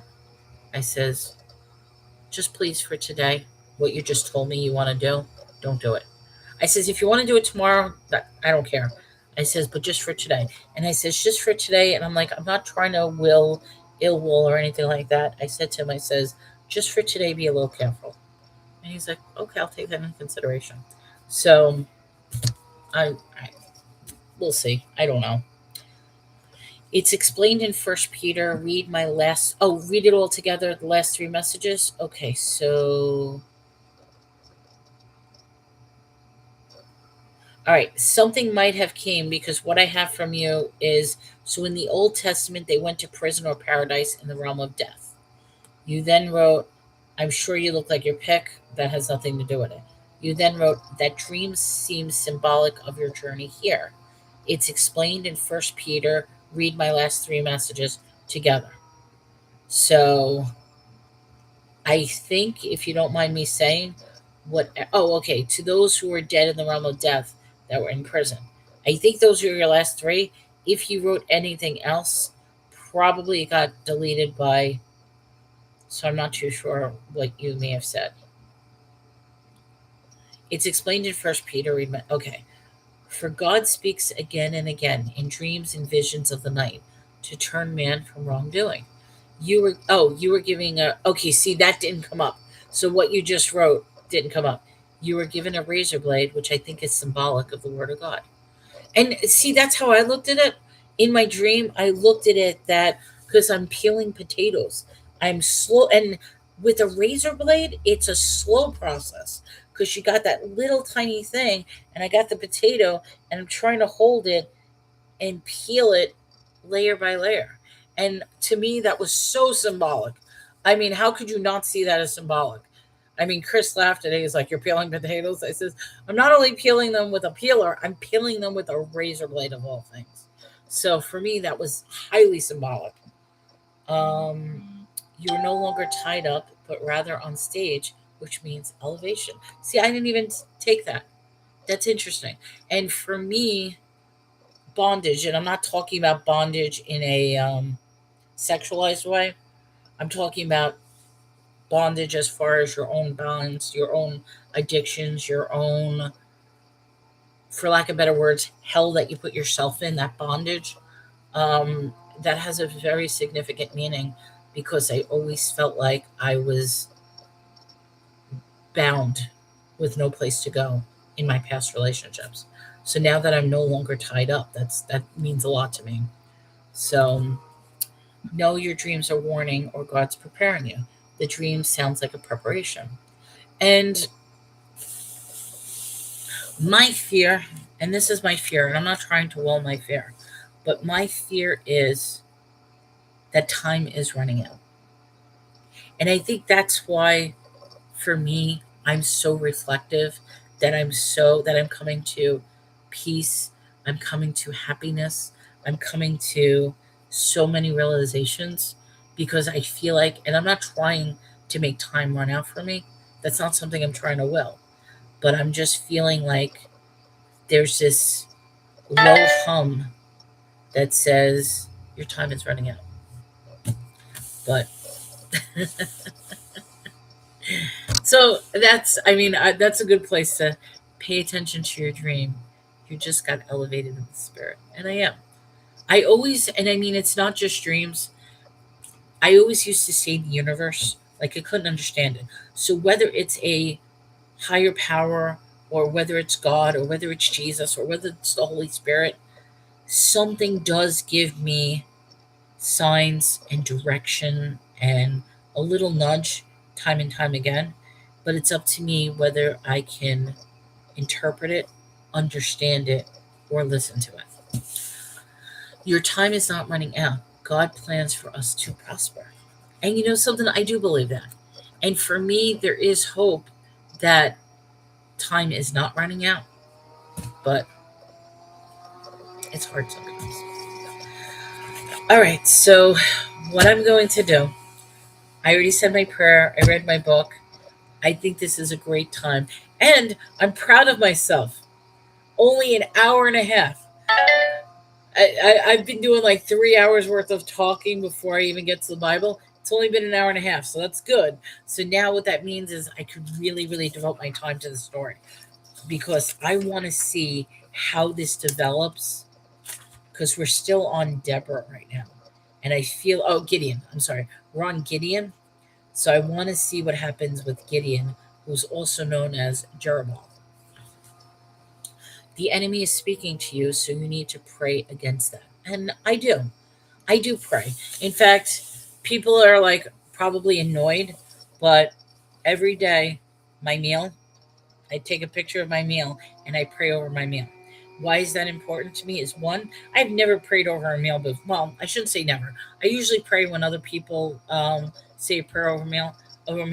But now that I'm actively praying for my meal, it's giving me that mind frame, so I do that. Two, it's a documentation of, wow, I'm starting my journey.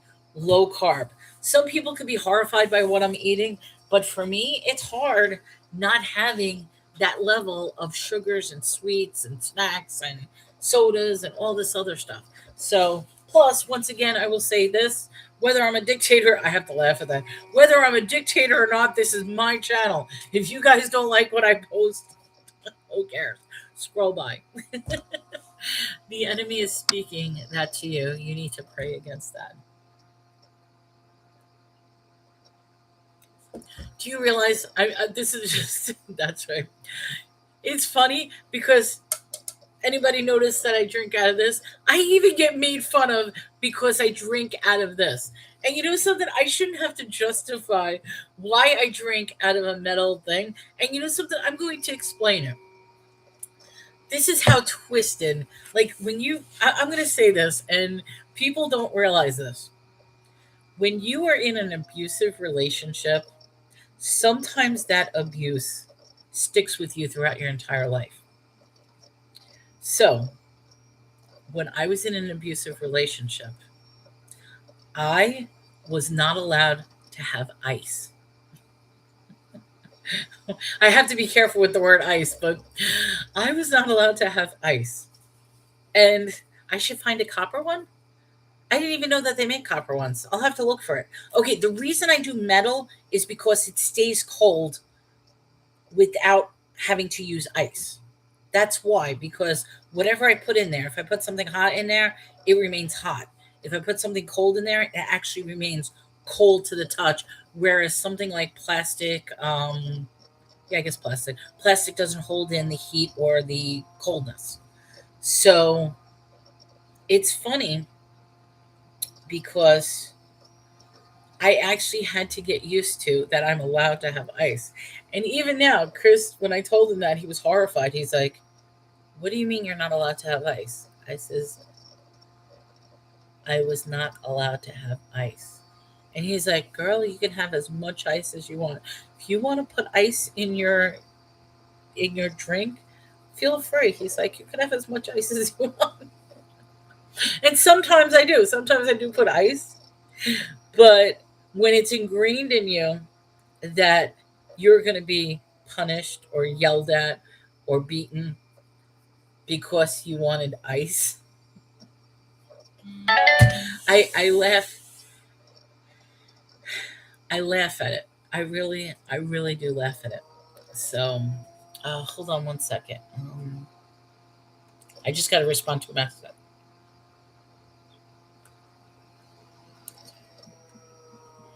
I just have to respond to this.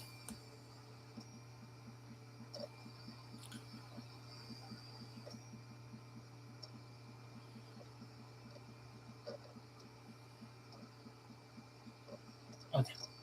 All right. Sorry. Okay. Yeah. But that's my story. So yeah, people actually make fun of me for drinking out of this.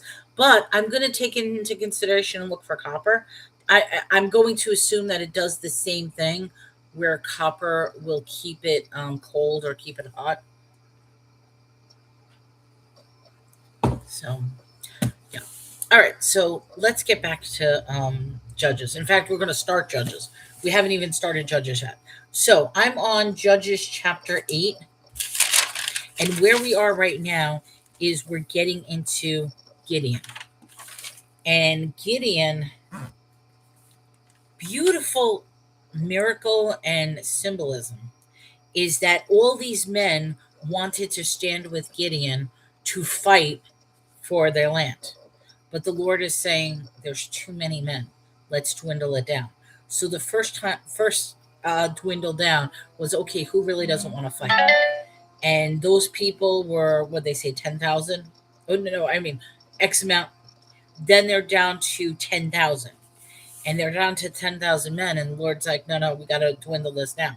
So what he did was he says, okay, have them go to the river and drink. And the people who lap it up like a dog, they're excused. The people who grab onto the water and drink it as a cup, those are the people you want. Now, I had to look it up because maybe some people would have just read that and overlooked that. Me, I'm like, wait, something, let's read this. And it turns out, because I had to look at that as a cultural thing, it turns out it was common when you took a drink to lap it up like a dog. It was not common to scoop it up and use it as a cup. Now, I find that interesting in symbolism as well, because culturally speaking, the people who did this, it was not normal. But look at the imagery. You're taking your own hands, you're cupping, and you know the symbolism behind a cup is so strong. You're filling up your hands and you're drinking from the cup. And those who drank, sorry, those who drank from that cup were the ones that the Lord wanted. Very powerful symbolism. I think most people probably would have missed that symbolism. They just would have read through it. But that spoke to me strongly. So that's what just happened. So now we're at 300 men, which is interesting because you go to the story of Sparta, 300, that sort of thing. So 300 men. I see a lot of parallels behind future stories to the Bible, so I try to tie it together. So that's where we are now. that he's going to the Midianites with 300 men. So let's go on. So chapter 8. And the men of Ephraim said unto him, Why hast thou served us, and thou called us not, when thou wentest to fight with the Midianites? And they did chid with him sharply. And he said unto them, What have I done now in comparison of you? Is not the gleaning of the grapes of Ephraim better than the vintage of the Abazar? So I guess they're having a argument. Well, not an argument, but they're teasing each other. It's like, why did you not take us with you? Why did you go off to this thing? And I guess Gideon's pretty much saying, like, what have I done now in comparison to you? Do we not have a better vintage of grapes from Abazar than we do Ephraim? So basically he's saying, didn't we do a good thing? We did a good thing. What difference does it make that I did it with 300 men instead of doing it with you? So I almost want to say people were jealous that they didn't get into the fight. I mean, I could just imagine the men were like, well, we wanted to fight. You brought those other people in. And so he's like, well, what difference does it make? The outcome is you're getting better grapes. We won. So it's like, what difference does it make? All right. So God had delivered you into the hands of the princes of Midian, Oreb and Zeeb. And what was I able to do in comparison to you? Then their anger was abated toward him when he said that. He's reiterating, look, God gave you these princes. What are you complaining about? There shouldn't be any complaint. The war was fought and the war was won. Why complain about the fact that we won? Which, that's an interesting little question. So, and hello, I love Jesus. Welcome to the show. We're on chapter 8, verse 4. And Gideon came to Jordan and passed over him, and 300 men that were with him faint, yet pursuing them.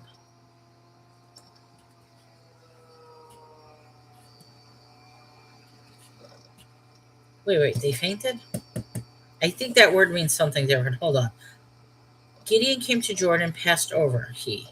The 300 that were with him faint, yet pursuing them. Okay, I almost want to say, are they trying to say faint as in there's so few of them, like a small amount, or are they trying to say that these men actually fainted and they were like exhausted, tired, and losing? So I'm just going to real quick go to the parallel Bible because I just want to make sure I'm understanding what that means. That's exactly what I'm going to do. Yeah, when something doesn't something doesn't make sense to me, I look at the parallel Bible. I just forgot to open it up, so I got to get to Joshua. No, Judges. I mean, okay. So Judges chapter 8, verse. I'm thinking it means faint as far as small amount. That there's such a small amount of men, but I'm just curious. Did they faint actually?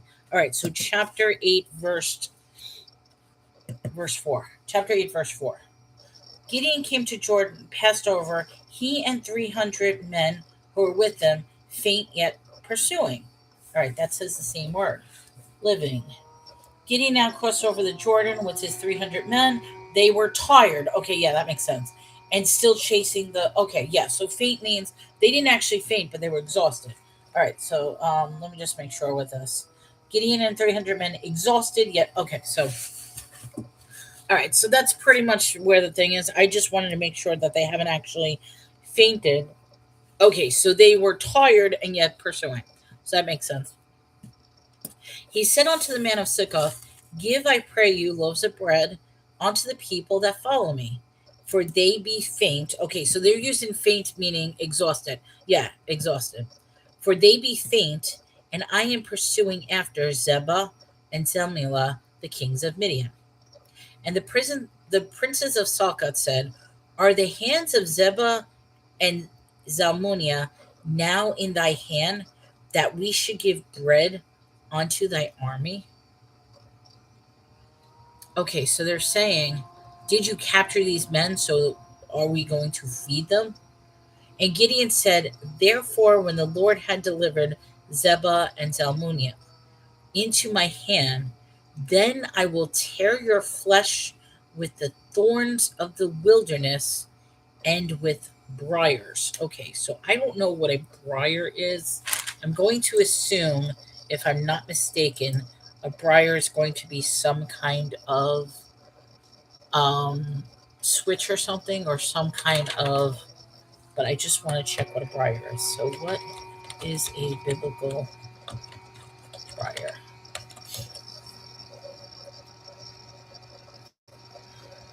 It's searching. Okay, it's a thorny, woody shrub, prickles. Okay, so that's what I'm getting. It's a switch. Um, Parallel. Tear your flesh with the thorns of the wilderness of a briar. Something to think about. Okay. All right. So and that's what Gideon said. So there's your parallel to the future. And he went up thence to Penuel and spoke unto them likewise. And the men of Penuel answered him, and the men of Succoth and answered him, and spoke unto the men of Penuel, saying, When I come again in peace, I will break down this tower. And Zebah and Zalmunna were in Kharkov, and their hosts with them, about 15,000 men. And they were left all, the hosts of the children of the east, for there fell 120,000 men that drew the sword. So 120,000 men versus 300. That's what they're trying to say. I mean, that's a big. Gideon went up by the way of them that dwelt in the tents. And is it, or is it still the original 300, or now are they combining the forces with the people they take over to the believers? Because he did say, give loaves of bread to my believers. So it sounds like they're building up their army, and I could be wrong, or is it still the 300 men? Because it says, now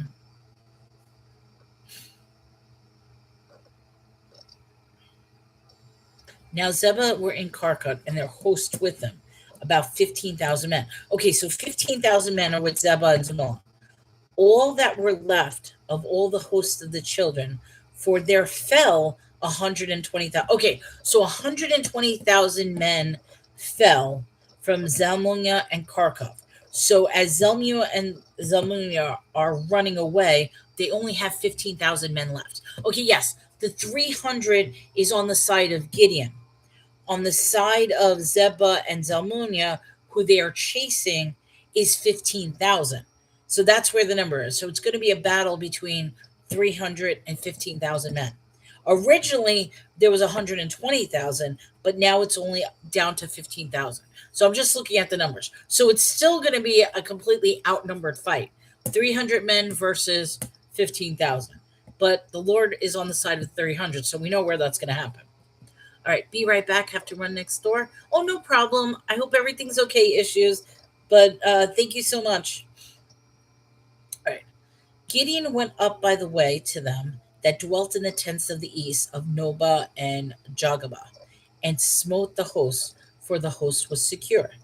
And when Zebah and Zalmunna fled, he pursued after them, and took the two kings of Midian, Zebah and Zalmunna, and discomforted all the hosts. And Gideon the son of Joash returned from the battle before the sun was up, and caught a young man of the men of Succoth, and inquired of him. He described unto him the princes of Succoth, the elders thereof, even 70 men, and came unto the men of Succoth, and said, Behold, Zebah and Zalmunna, who ye did upbraid me, saying, Are the hands of Zebah and Zalmunna now in thy hand, that we should give bread to thy men that are weary? Okay, so once again, they're still asking, did we capture these two men? If we capture these two men, then we should give the bread to this. He took the elders of the city and the thorns of the wilderness and briar, and with them he taught the men of Succoth. I almost want to say, did he taught them? Did he beat them? Did he? I just want to say, because it's also in my work, in my book, it's italicized. So that's chapter 8, verse 16. I just want to see something real quick. As silly as this is, he taught. Is that the word?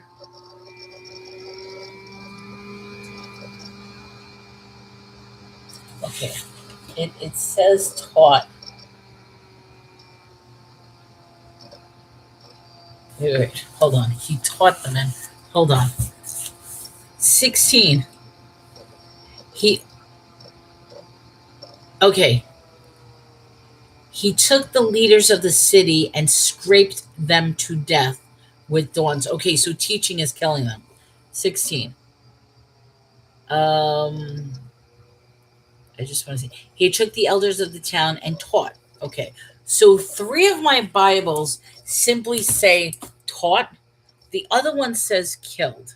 So that is a very, very interesting debate.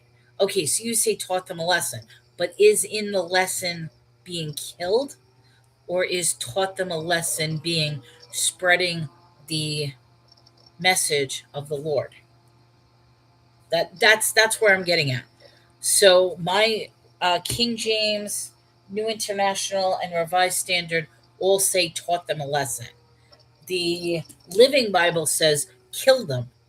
So I'm just curious, was it that they killed them, or was that they just defeated them? And so that's a good question. I mean, it really doesn't matter, but this is where I get into the lines of like, okay, what do they actually? So yes, they unalived them. Okay, so they killed them. So teaching them a lesson was killing them. Okay. He beat down the city of Penuel and slew the men of the city. He said unto Zebah and Zalmunna, what manner of men were they whom slew at Tabor? And they answer, as thou art, so were they. Each one resembled the children of a king. Okay, so that's interesting. So now they've just been killed, and people from the outside are coming in. It's like, what kind of men are these? Like, who's doing this? What? I guess they were in awe that how could their fellow brothers be killed? What kind of men are they? And the answer is, as thou art, so were they. Each one resembled the children of a king. So basically, they're saying they're men just as you and I, but they resembled the king. So now, who's the king?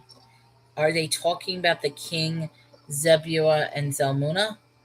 Or are they talking about the king as in the Lord, the kingdom of heaven sort of thing? Um, yes. Okay, yes. So they're talking about Zebah. So in other words, the people who killed them reminded me of them because they were just like them. They looked like them. Okay, so all right, so that makes sense. So each one resembled the children of a king.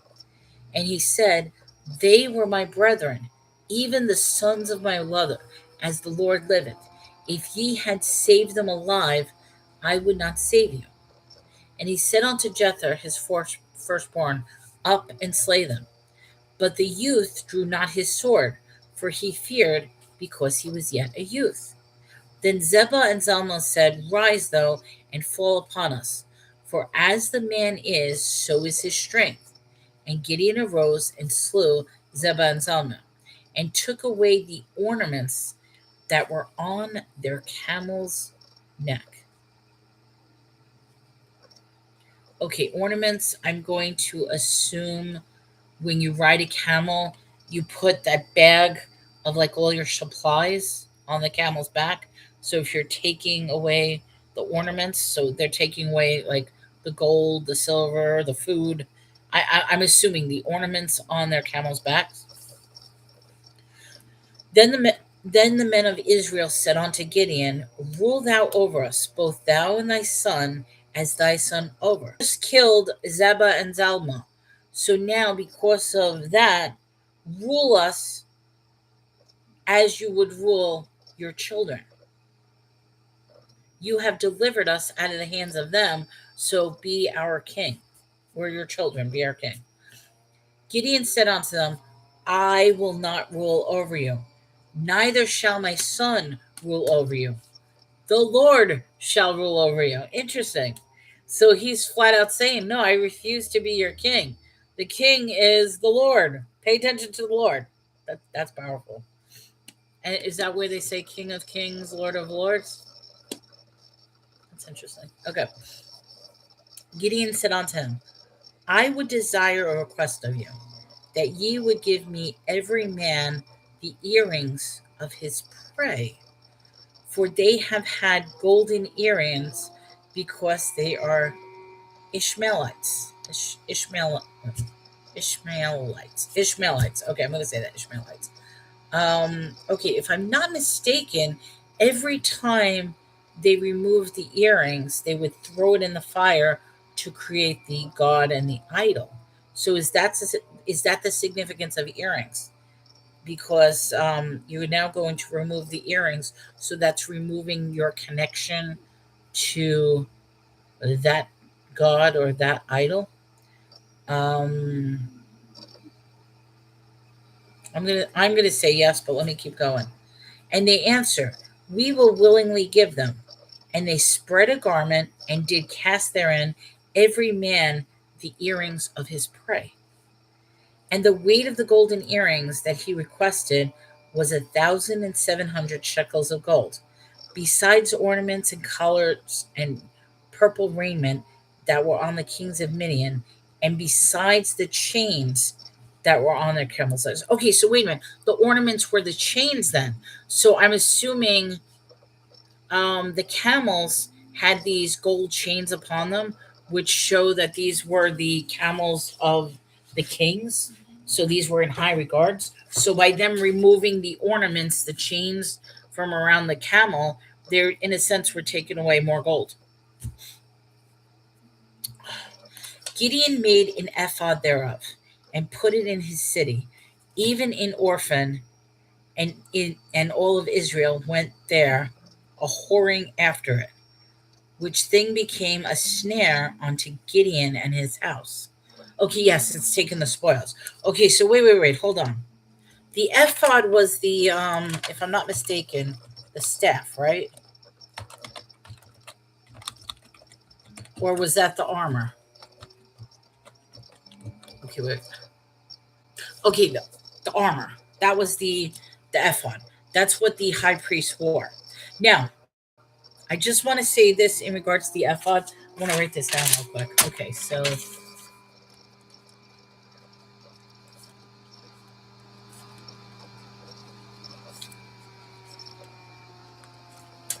okay.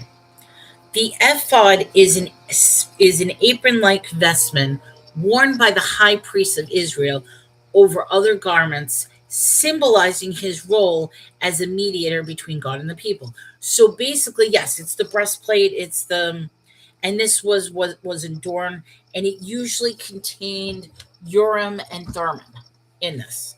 It was made of gold, and it was blue, purple, scarlet, fine linen. Now, I'm going to give you a strange theory. You guys could say I'm crazy on this theory, but it seriously makes me wonder. And you could look at this for different ways. So I'll give you my other points of view, then I'll give you my strange theory. So on one end, the ephod simply was a symbol which separated and identified that I'm a priest and you're not. I'm a Levite. I'm the one that goes into the temple, and I'm the one that converses with the Lord. Because remember, in this case, the Lord is actually among them. He's among them in a different way. It's not like a physical form, but he is there that in some spiritual way you could see him and be with him. Okay? So that's the one. I have a second theory, and the more I read about this, the more my theory makes so much sense. And people say to me that theory is so off.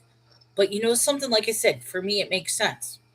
And my theory is that the deity and entity of the Lord, which is actually with them. Remember, the Lord nowadays is a communication relationship that we hear him and feel him, but we don't necessarily see him.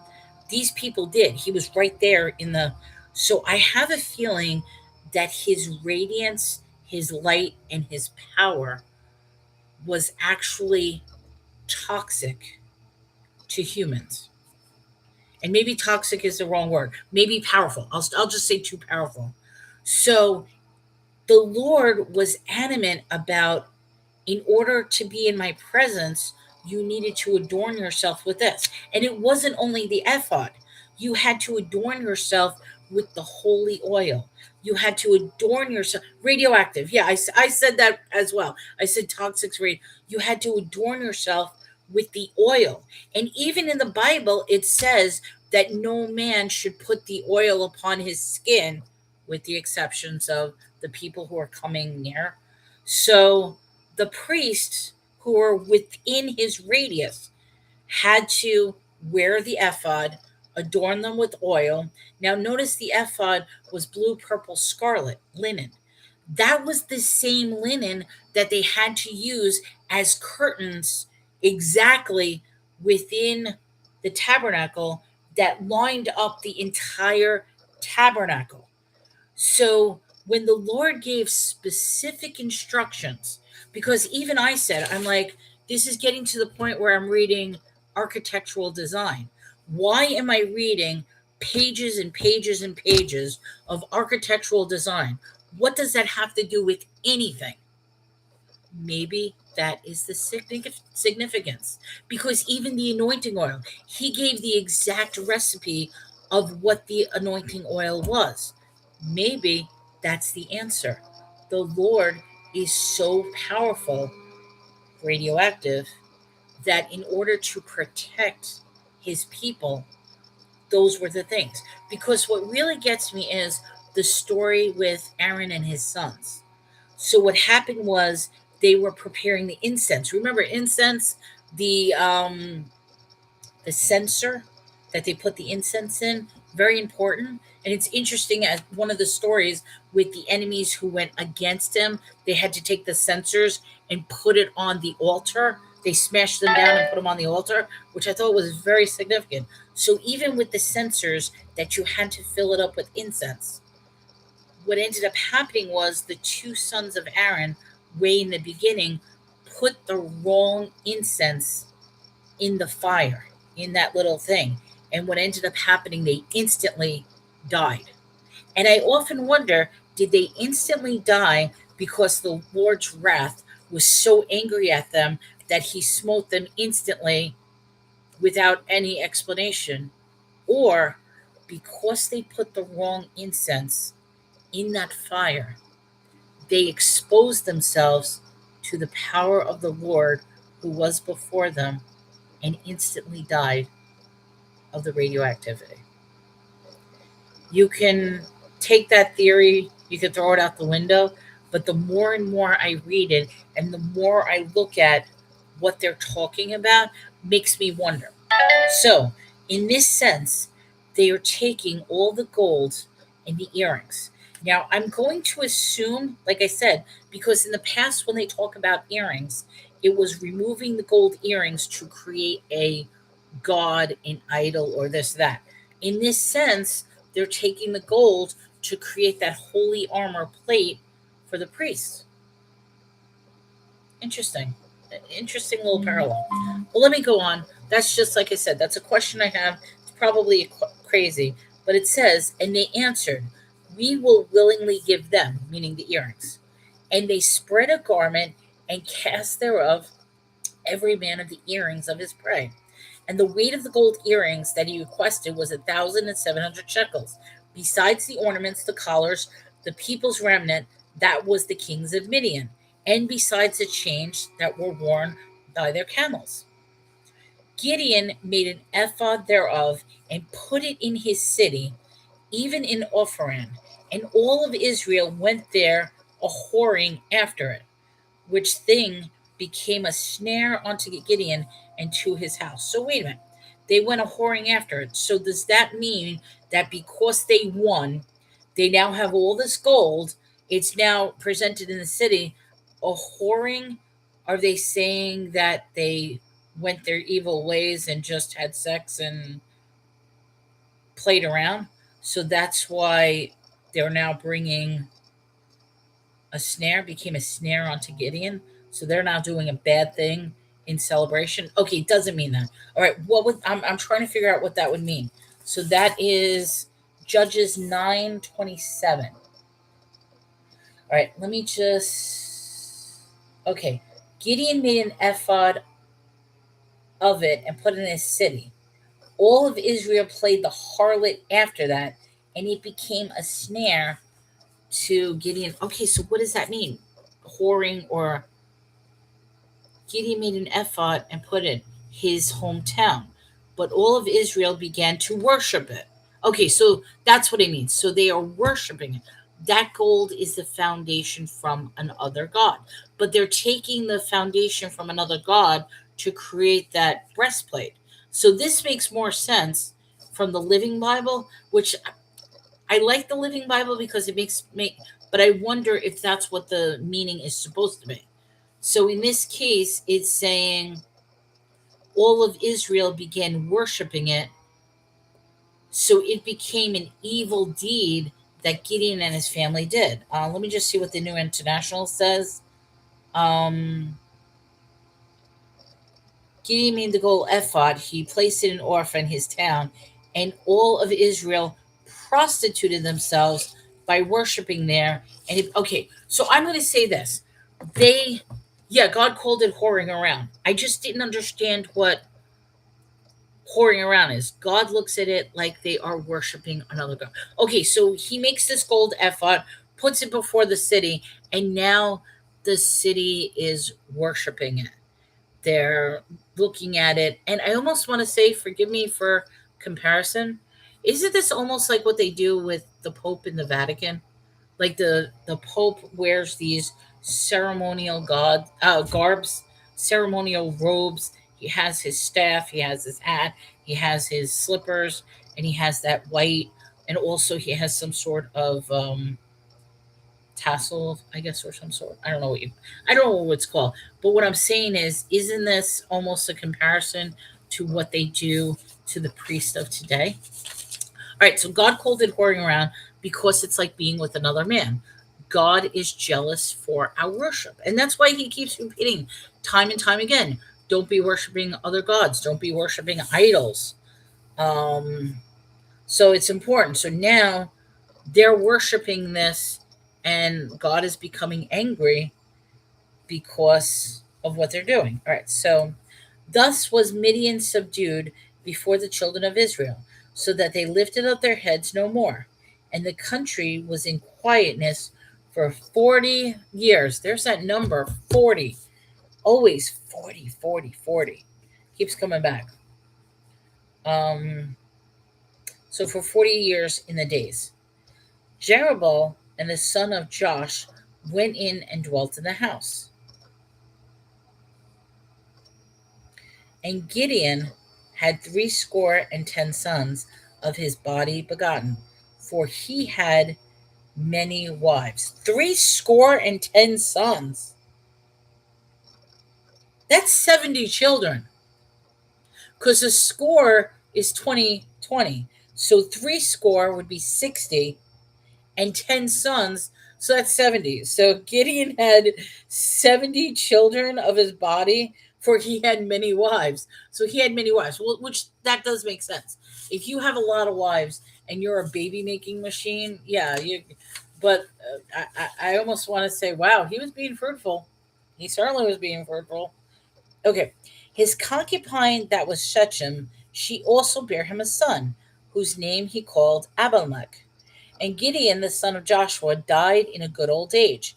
He was buried in the sepulchre of Joash his father in Ophrah of the Abizarites.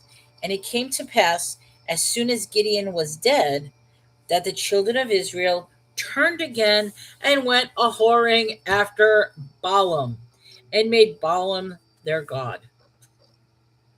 They're never learning. They're absolutely never learning.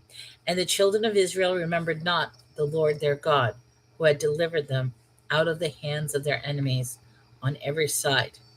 Neither showed their kindness to the house of Jerubbaal, namely Gideon, according to all the goodness which he had shown onto Israel. Ooh.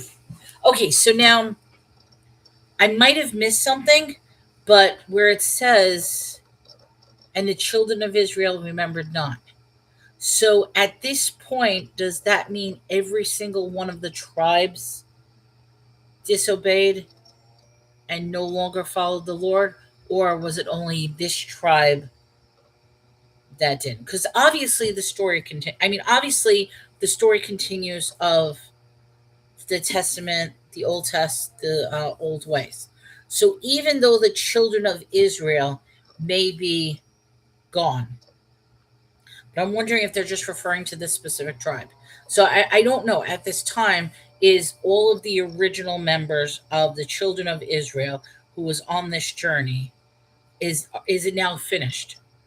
But the knowledge would still be spread out across the different areas from the survivors. So that I still don't know, and I don't understand that answer yet. The tribes represent the children of it. Well, that's what I'm trying to say. At this point, are all the tribes officially, in some respect, turn their way from the Lord? That's my question. Or is it just the tribe where Gideon was associated? That's what they're talking about. This particular tribe. Because I know there is. Okay, so yes, all the tribes are gone. All right. So the children of Israel did not learn their lesson. All they had to do was obey and listen and follow the commandments.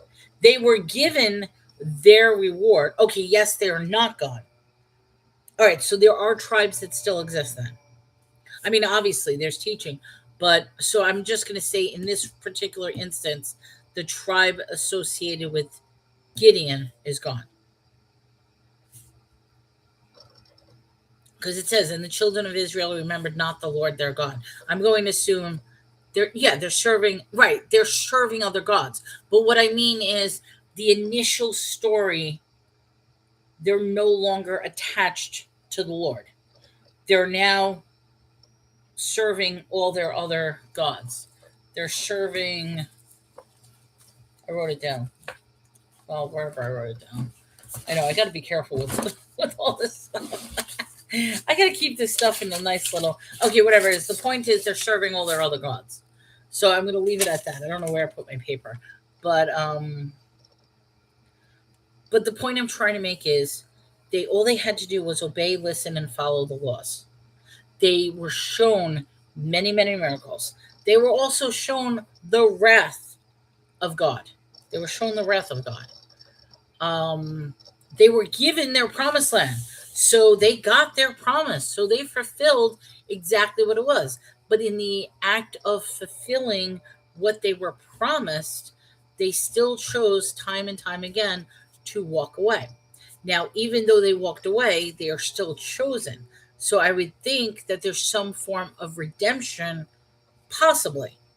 So the ones that are alive, even though they serve other gods, I wonder if there is some sort of redemption. But if not, then what's going to happen is the children of Israel are going to keep continuing to have children. But as they keep continuing having children, they are going to be following in the ways of what their fathers teach them, which is the ways of the other gods. Keep reading. Okay. I'm probably jumping ahead, but in the ways of the other gods. All right, so that's where my mind is. My mind is there any redemption for this? Because now officially, even though they're still alive, they're no longer attached to the Lord. I'm going to keep reading. We'll see how this goes. But yeah, that's how my mind works. I'm sorry. All right, we're on chapter 9. So Judges chapter 9. And we got plenty of time. Great. Okay. Abimelech, the son of Jerubbaal, went to Shittim and unto his mother's brethren and communed with them, and with all the family of the house of his mother's father, saying, Speak, I pray you, in the ears of all the men of Shechem, whether it is better for you either that all the sons of Jerubbaal, which are 70 persons, reign over you, or that one reign over you. Remember also that I am your bone and your flesh.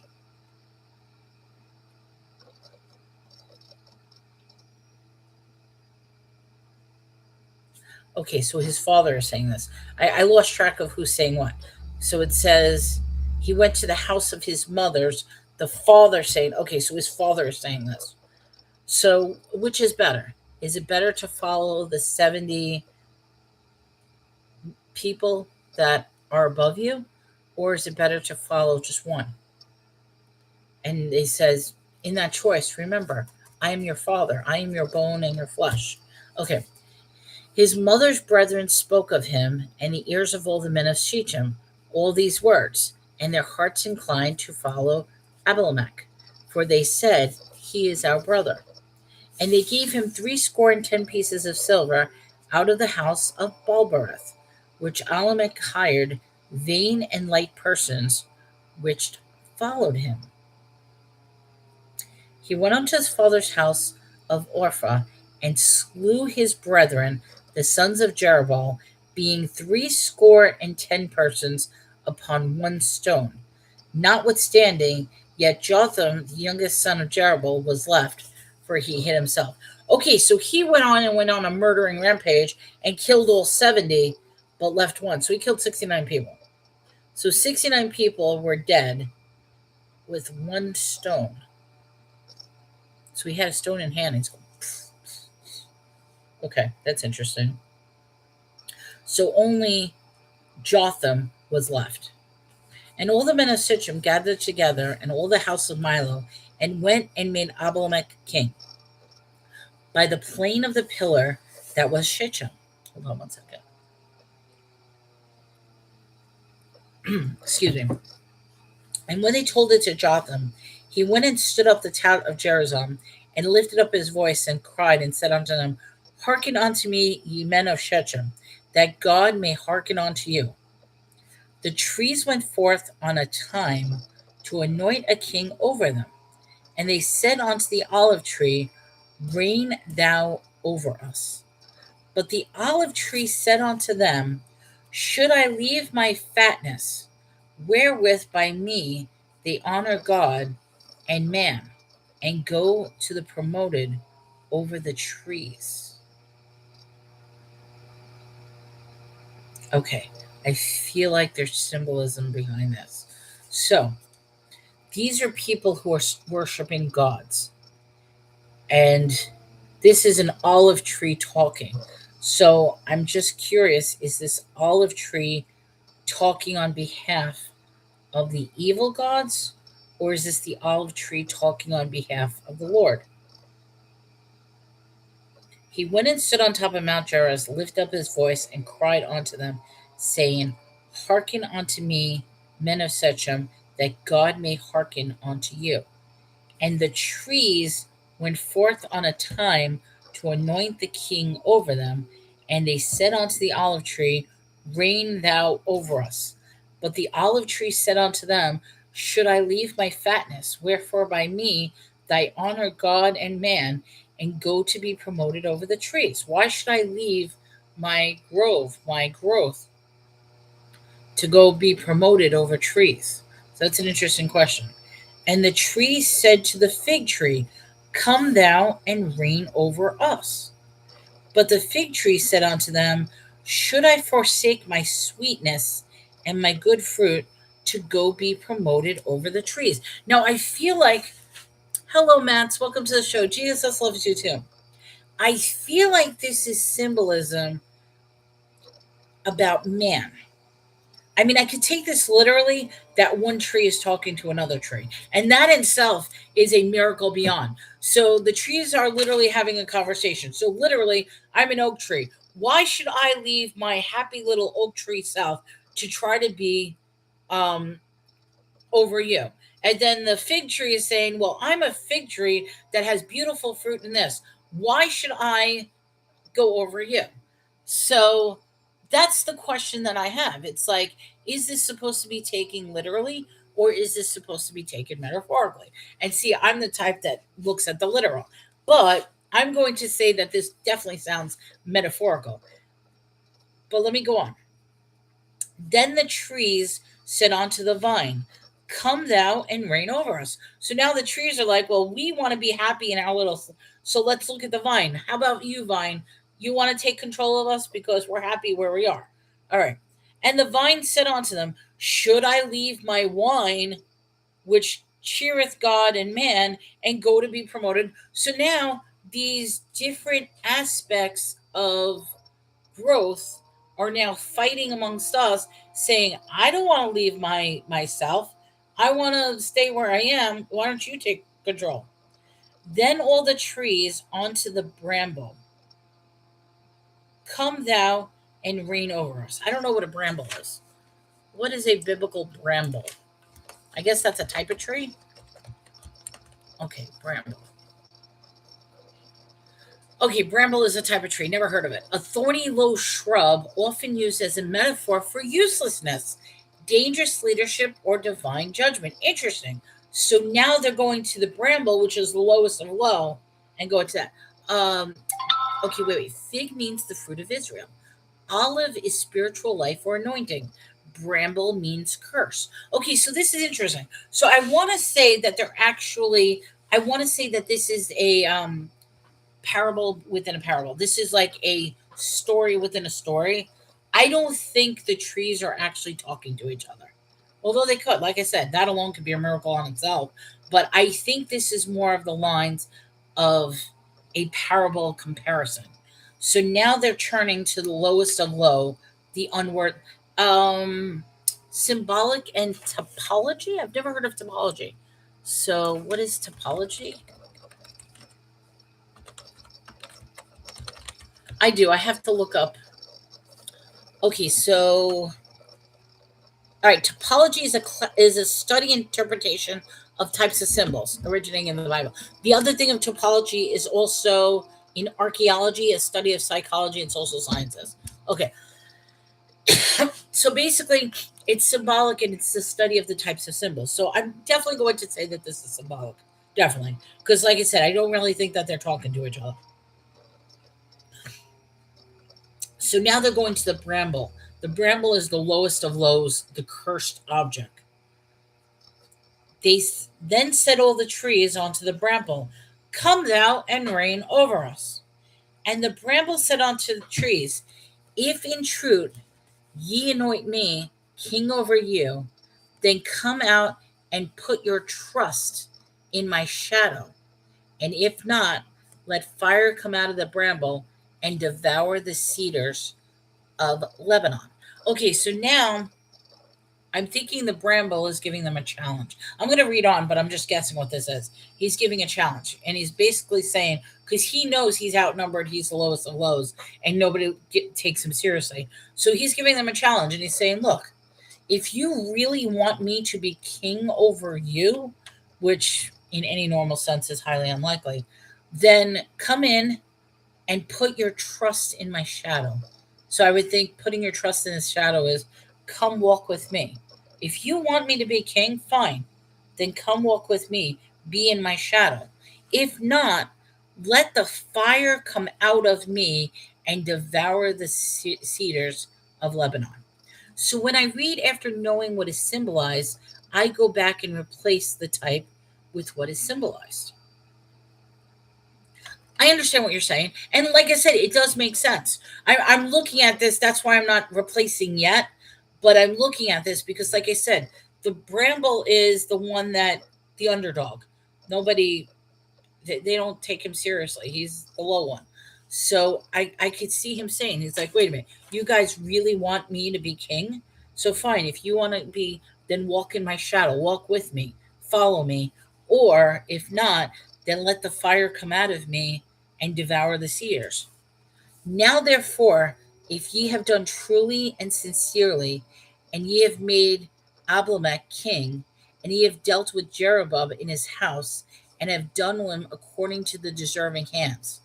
For my father fought you, and adventured his life far, and delivered you out of the hand of Midian. Okay, so now this is interesting. We were talking in terms of trees. Now the tone is changing to the I. My father, this, my. So when I read it, oh, okay. Yeah, I read that already. I'm sorry. So now it's turning the focal point to an I, to back to the story of the son, because he's saying, For my father fought for you, and adventured his life far, and delivered you out of the hand of Midian. And ye are to rise up against my father's house. Which is interesting because the tree is not going to call it his father's house. So it's now changing. So I almost wonder, was the symbolism always trees, or were there specific names here? But I'm just curious. Adventured in his life and delivered out of the hand of the Midian. And ye are risen up against my father's house this day, and have slain his sons, 70 persons, which is 70, upon one stone, and have made Abimelech, the son of his maidservant, king over the men of Shechem, because he is your brother. Excuse me one second. Hold on, guys. Okay. Sorry. Okay. If ye have dealt truly and sincerely with the Jerubbaal and his house this day, then rejoice ye in Abimelech, and let him also rejoice in you. But if not, let fire come from Abimelech and devour the men of Shechem and the house of Milo, and the fire come out from the men of Shechem and from the house of Milo, and devour Abimelech. I almost feel like this is what we just did. I feel like they took an old parable, an old story. So when they were describing the fig tree with the fig tree, they're now taking that story and applying it now to what actually happened. So where you said that the symbolism behind that, and I just want to go back for a second. You said one was Israel. Oh, I lost it. Hold on. Okay, fig meant Israel, olive tree is spiritual life or anointing, and bramble means curse. Taking that, I think now they took that and put it into the story itself. So I want to say it's like now they're saying, okay, be like this story. If you believe that this person should be made king over you, then, like I said, have it devour, either walk in his shadow or have it devoured the men of Shechem and the house of Milo. Let the fire come from these men. So I almost feel like it's the fruit of Israel. I almost feel like it's the comparison. They were like telling an old story. Um, I mean, I almost want to say in this instance, this is probably like don't if I say to you, oh, don't count your eggs before they hatch, and then I compare that story, don't count your eggs before they hatch, to a story I'm giving you now. That's what I think they're doing in this. So they gave the little background story of the fig tree, and now they're saying how it applies to the actions being done at hand. So I think that's all that simply was.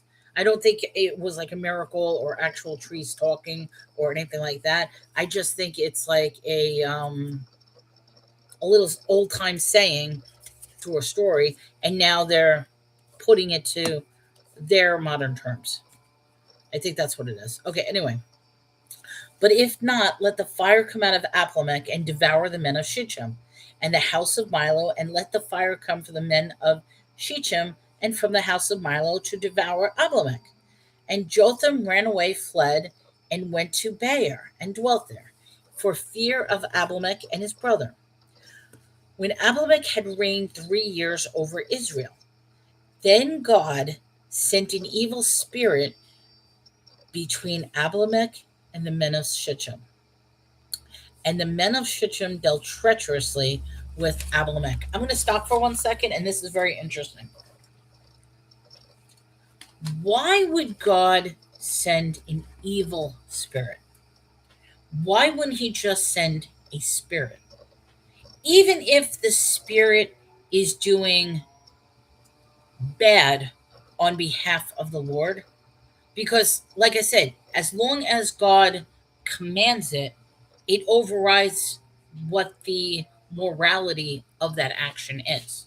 So, in other words, with him ordering the children of Israel to basically decimate these lands, kill the Havadis, kill the Amorites, kill the Canaanites, the order itself is what made the action morality okay, because it was order given on behalf of God. So this leads to a very interesting debate, and I'm sorry, a discussion. It could be a debate, but it's a discussion. If you look at God in the way that he is everything, he is omnipotent, he's all knowing, he's in control of everything, then yes, for as much good as he is also the control he has of evil, if you think about it. So, in this sense, God is sending an evil spirit, which makes me wonder. Oh, read the next verse. Okay, I'll read the next verse. But where I'm getting at, and this is just a question I have, but it makes me wonder, does God actually really have control of everything, which would include Satan, evil, and his demons? All right, let me read the next verse. Sorry. God sent an evil spirit between Abimelech and the men of Shechem, and the men of Shechem dealt treacherously with Abimelech. That cruelty done to the 70 sons of Jerubbaal might come, and their blood be laid upon Abimelech their brother, which slew them, and upon the men of Shechem, which added him, killing his brethren.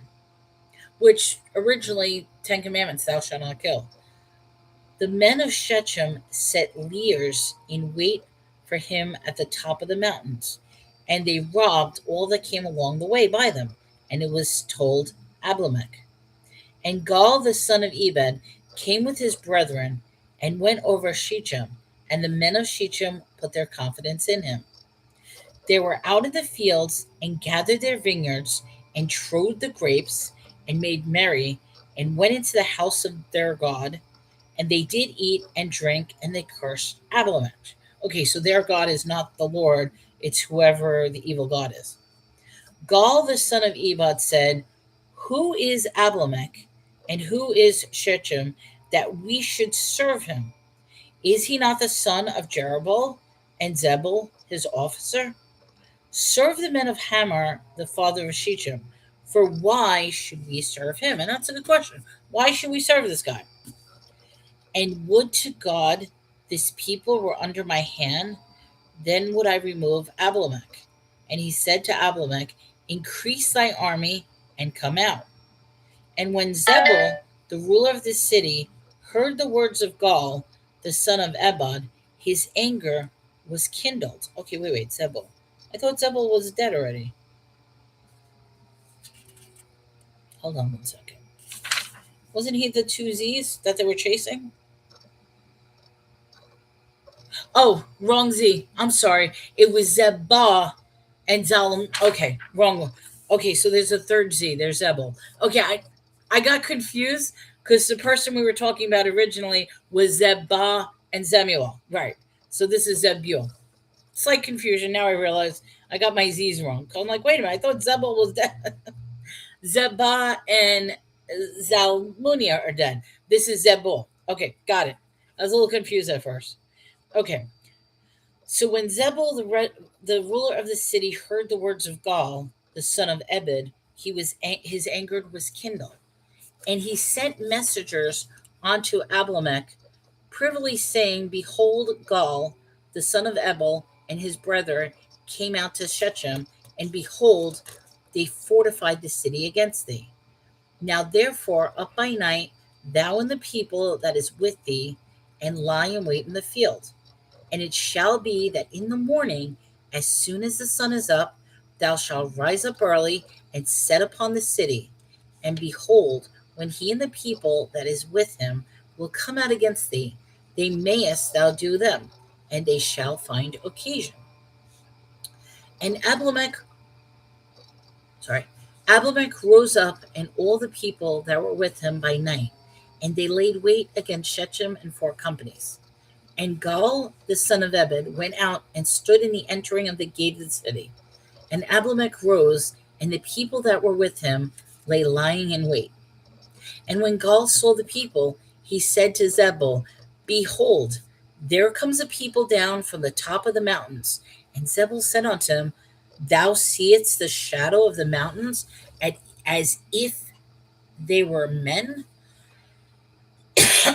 Hold on.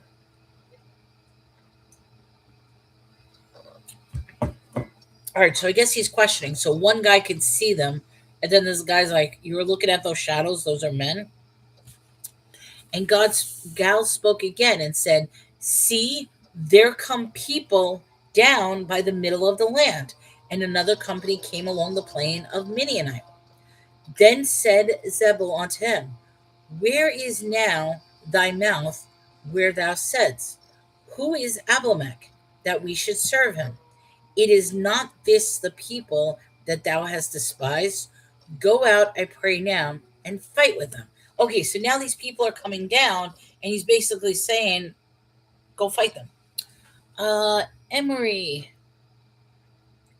Jesus Christ loves you all so much, he took our nasty sins with him on the cross so our sins could be forgiven. Lots of love. Welcome to the show, Emery. Absolutely.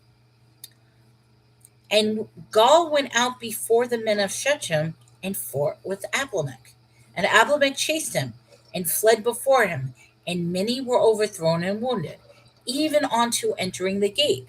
And Abimelech dwelled in Amorah, and Zebul thrust out Gaul at his brethren, and they should not dwell in Shechem. And it came to pass on the morrow that the people went out on the field, and they told Abimelech. And he took the people and divided them into 3 companies, and laid wait in the field, and looked, and behold, the people come forth and of the city. And he rose up against them and smote them. Abimelech of the company that was with him rushed forward, stood at entering the gate of the city, and the 2 other companies ran upon all the people that were in the fields and slew them.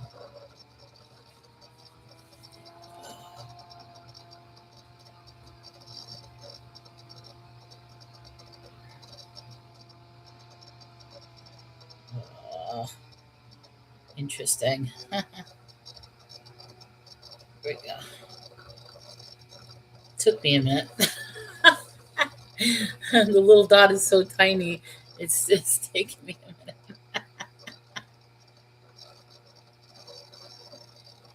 Okay, there we go. Okay. Sorry about that, guys. The dot is so tiny. That's a brilliant tactic. It's so tiny you can't click the name. All right. Anyway, Abimelech fought against all that day, and he took the city, and slew the people that was there, and beat down the city, and sowed it with salt.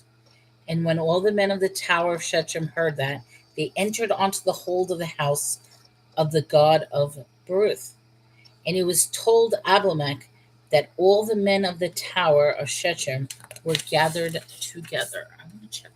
Hold on, guys, 1 second. I just want to see something. Where did my little piece of paper go? I had a little tiny piece of paper, and I don't know where it went. Oh, here it is. Okay. I just wanted to see something on my little notes. Okay. Sorry about that.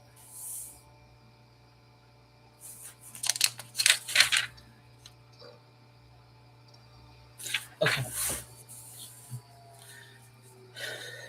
And Abimelech gave up unto him Zalmoth, and all the people. Yeah. And all the people that were with him. And Abimelech took an axe in hand, and cut a bough from the trees, and took it and laid it upon his shoulder, and said unto the people that were with him, What ye have seen me do, make haste and do as I have done. And all the people likewise cut down every man his bough, and followed Abimelech, and put them to the hold, and set the hold on fire upon them, so that all the men of the Shechem died, also about 1,000 men and women. Then went Abimelech to Thebez, and encamped against Thebez, and took it. But there was a strong tower within the city, and thither fled all the men and women and all of the city to shut it down, and gat them up to the top of the tower.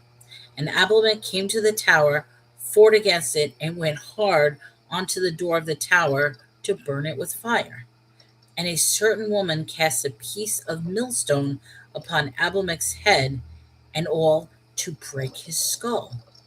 Then he hastily unto the young man, his arm bearer, said unto them, Draw thy sword and slay me, that the men say not of me that a woman slew him.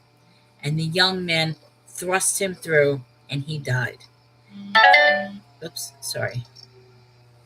Hold on one second.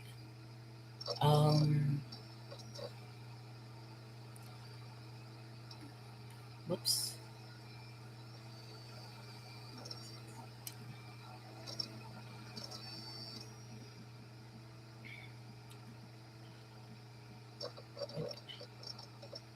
Sorry, guys.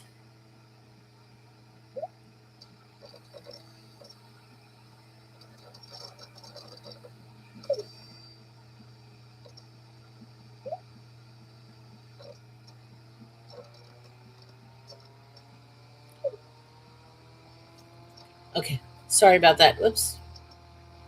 I hope I didn't go offline on that. My apologies. I had to respond to a message. Um, okay, I just want to pause for a second. Okay, so this is very, very interesting. So Abimelech gets hit on the head from a stone, and he's dying.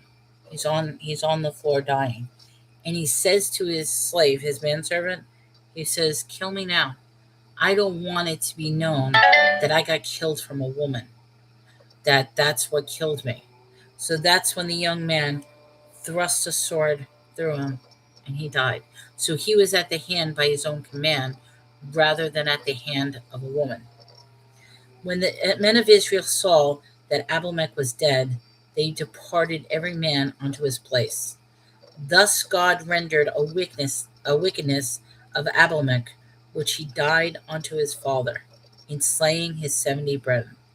And of all the evil men of Shechem did God render upon their heads, and upon them came the curse of Jotham, the son of Jeroboam.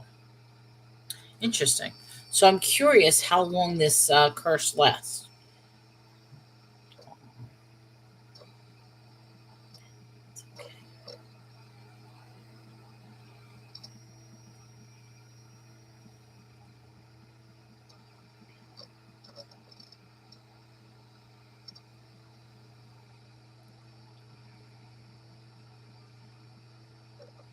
Hold on, guys. All right, so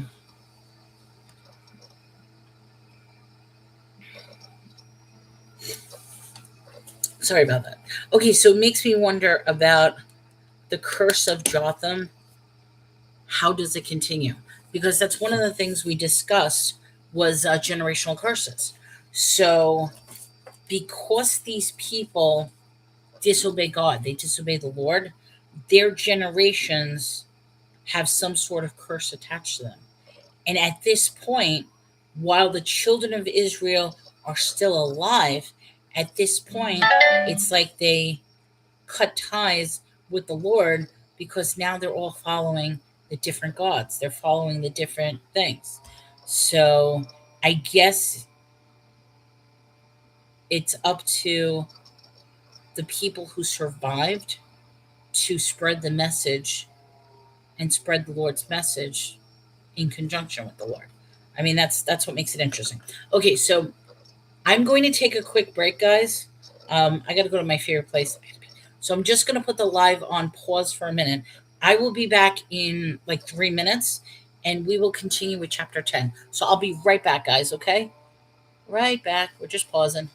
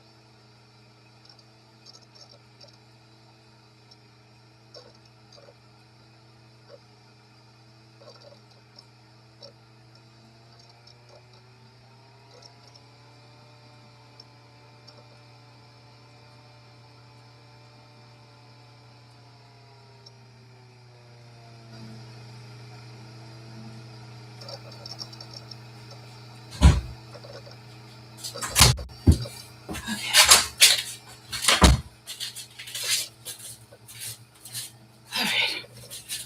Oh, okay. Okay, sorry about that, guys. Wanted to make sure everything okay. Okay, hold on one second.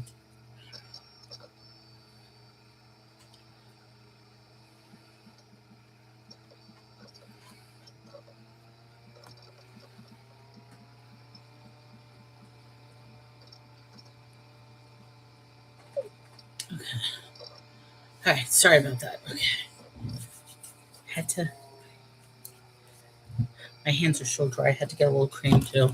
So sorry I'm late. Um, so that's interesting. We talked about generational curses. So they seem to be coming up time and time again with these ills that on behalf of the father. It also makes me wonder, and it's a good point for nowadays, is should we necessarily be held accountable for the sins of our past, the sins of our fathers? I mean, modern day, some people are on the fence that says, yeah, you need to make atonement, you need to make reparations, you need to for the sins of the father. Other people are like, well, wait a minute, the sins of our fathers, we have nothing to do with it. So why are we being held accountable for something that we weren't even there? We have no idea what's that. And I feel like that's a very, very interesting modern day debate. But even within the Bible, we are byproducts of that sin. We are byproducts of the sin that Adam and Eve did. We're byproducts of the sin that the children of Israel, because somewhere along the line, we probably are a descendant somehow from the children of Israel. Or the word says God will go back up to 3 or 4 generations. Okay, so it's only limited to 3 or 4 generations, which still is roughly 100 years, if you think about it. Like that would be roughly about 100 years. It's all about the blood, and blood ties into everything. It's interesting about that. It's all about the blood.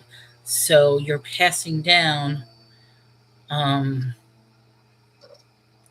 you're passing. But see, here's the other thing, and this this is like the stupidity or not, I should say. There was actually someone who, a female, who got herself a nose job because she thought she had such an ugly nose that she didn't want to pass along the ugliness of her nose to the children. Now, think about that carefully. So, she gets a nose job because she doesn't want to spread the ugliness of her nose to her children. Yeah, that's brilliant. So, it makes me wonder with generational curses, if the child is already born and then the father does a curse, even though they're of blood, why hold it against the child who is already an adult? Wouldn't it then be, now that it's cursed, it would be any future children from that point on? Which is an interesting thing to think about. We can go to courts of heaven and destroy the covenant, the evil covenant. Um, wait, hold on. It's all about the blood. Okay, I missed the part when we receive Jesus. When we receive Jesus, we can then go to the courts of heaven and destroy the covenant, the evil covenant. Now, interesting you say that because wasn't this jury duty topic? It's somehow coming together. So now I'll be honest, I don't understand the concept right now of courts of heaven. So I'm going to assume that that's going to be discussed later on. But it's funny how, and I keep saying this time and time again, I start out with a topic. And when I start out with a topic, it's based on my own experience, my own thought process, whatever. And I tie it into other shows. But it's amazing how somehow it circles back to whatever I started with, that somehow the new information, the new evidence, the new side of the story that I'm hearing somehow ties into whatever it is I started out with. So I like that idea, where we can go to the courts of heaven and destroy the covenant, the evil covenant.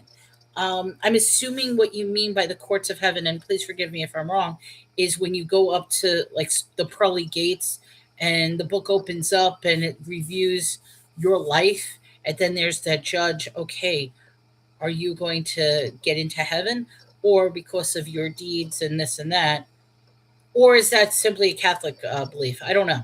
I mean, do Christians believe you go straight to heaven, or do you have to stop at the pearly gates first and be judged on whether you are invited in or not? So that's a concept I still don't understand, but it's interesting.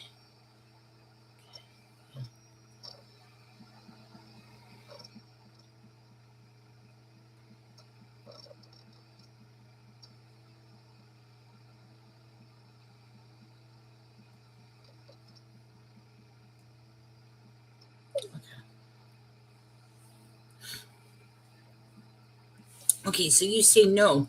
You can go to courts of heaven in prayer. Okay, so you could do that while you're still alive through prayer. So is that like if you and like I said, I don't understand. So maybe my questions are irrelevant. Irrelevant. I can say that word. So okay, so right now, if I feel the need where I need some sort of guidance, judging, I could pray to God, and that would be the courts of heaven. That will be like, okay, what do you think this outcome should be? What what is your choice? What is your decision? What is my punishment? And it would be up to God, where God is the judge, jury. Jesus takes the blame. You can, okay, right now. So, and by him taking the blame, that is how, through faith, you can be absolved from your sins. Satan becomes the accuser. So Satan accuses you. I mean, I almost want to say just by Satan trying to accuse you, that alone, God should side on you. Because that's evil doing the accusation. Whereas you can pray, and by praying, the judge, God, can wash away your sin and your hold from Satan. You must say Satan is right. Why would wait? What? Why would Satan be right though? You must say Satan is right. I wouldn't think Satan is right. I mean, from my perspective, I would think Satan is wrong.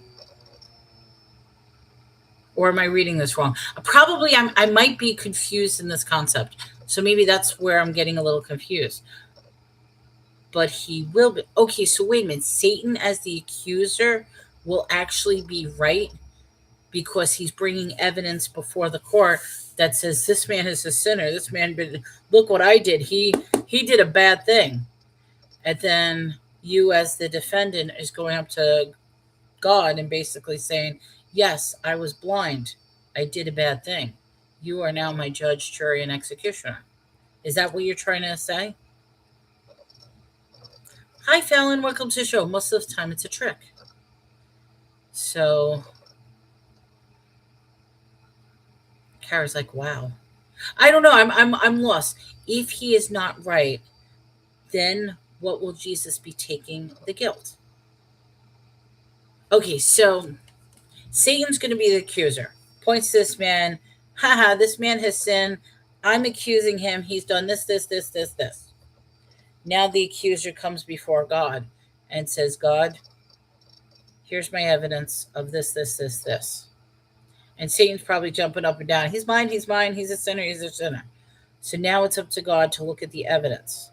And although Satan may be right, the fact that he's going up to God and asking for forgiveness, asking for this and that, through Jesus, can those sins be absolved?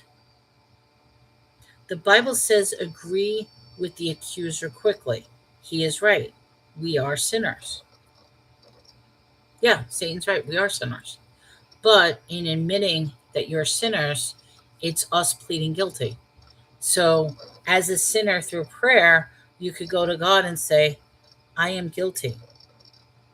Or I could fight for it saying, that man's a liar. I'm innocent.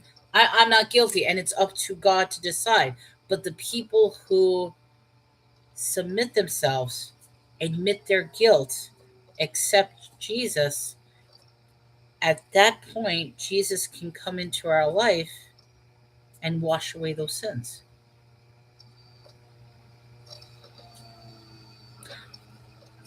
I could be on the right track. I could be wrong, but that is a very, very interesting interpretation. I mean, I don't know how, and forgive me, wisdom, I don't know how biblically accurate, but that is a really powerful, that is a powerful concept.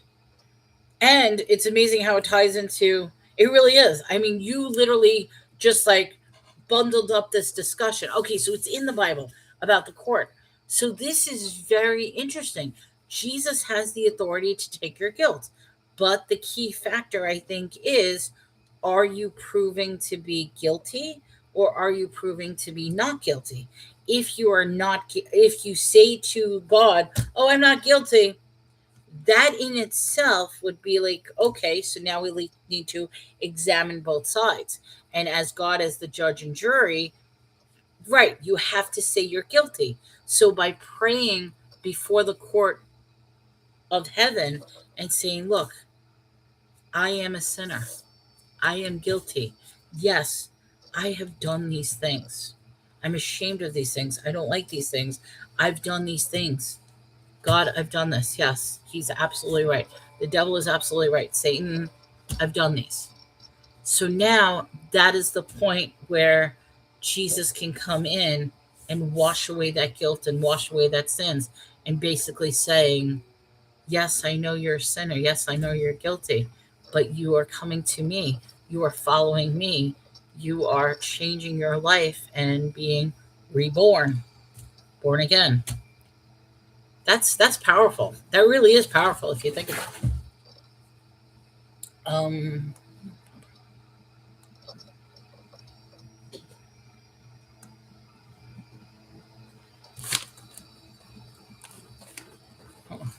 Chris is so cute. I'm sorry, I had to respond to that. Chris was just giving me some information, and I'm like, I'm in a live right now. He's like, oh, I'm so sorry, I didn't know. I'm like, no, that's fine. I was responding to you. I saw what you said, and that's important. So, all right, so let me go back because, all right, so Jesus has the authority to take your guilt. That's in the Bible. I see sin in myself. I can speak to that. And I think we all do. I almost want to say, Fallon, is the people who think they're sinless, who don't see how their actions is wrong. And it's funny, not to bring up a bad topic, but it ties into that whole thing that I was talking about earlier with a video. People are so animate about the action of the video while not looking at the sin involved with something like that. If I forget I even said that. That it's a bad idea. I'm walking on bad ground to even talk about that. But anyway, okay, you have to say you are guilty. I know in the book of Job has a counsel scenario. If you say you're not guilty, then the evidence proves you are, and Satan can use your bloodline. And that's where the generational curse comes in. That's very interesting, the generational curses. Okay, so, all right. Yeah, keep going. All right. We are on chapter 10. Are we on chapter 10? We're on chapter 10. It's a short chapter. What time is it? It's 1 o'clock. You know something? I'll read chapter 10 and then I'm gonna stop and we'll do chapter 11 tomorrow. I think that's a good place to end. Not that I want to end this, but I've got things to do. I've got a life to live. You guys got lives to live too. So our shows have been going longer and longer, which is amazing. This show is on 3 hours right now. So I absolutely love the fact that all right, so chapter 10. But I mean, I have to say, wisdom, like you opened my eyes to so many things, and you always have the answer. Like when I'm confused about something, I'm like, okay, wait, I gotta look this up. You usually answer it even before I looked it up, which is great. I think sometimes people aren't aware that they have sinned. Exactly. I mean, see, I want to be careful of current events. If I talk about current events, sometimes that could be a bad thing. I will say this. If anybody does want to look at a specific current event, absolutely look at the Grammy Awards with Jelly Roll. Even if you disagree with him or anything like that, the fact is that every one of those Grammy winners got up there and was destroying federal investigators, destroying the president, destroying this and that. But he gets up there and even says, I'm probably going to be pushed off, but you know something? I'm thanking Jesus. And that was beautiful. That was absolutely beautiful. Even if you don't like Jelly Roll as a singer or an artist or anything like that, just the fact that his message was so powerful that this is why he's doing it. He's thanking Jesus above. And interesting enough, when you look at past Grammys, I'm not talking about the past 5 or 10 years. When you go way back when, they did always thank the Lord. They absolutely did. And nowadays, their speeches is all about hate. It really is.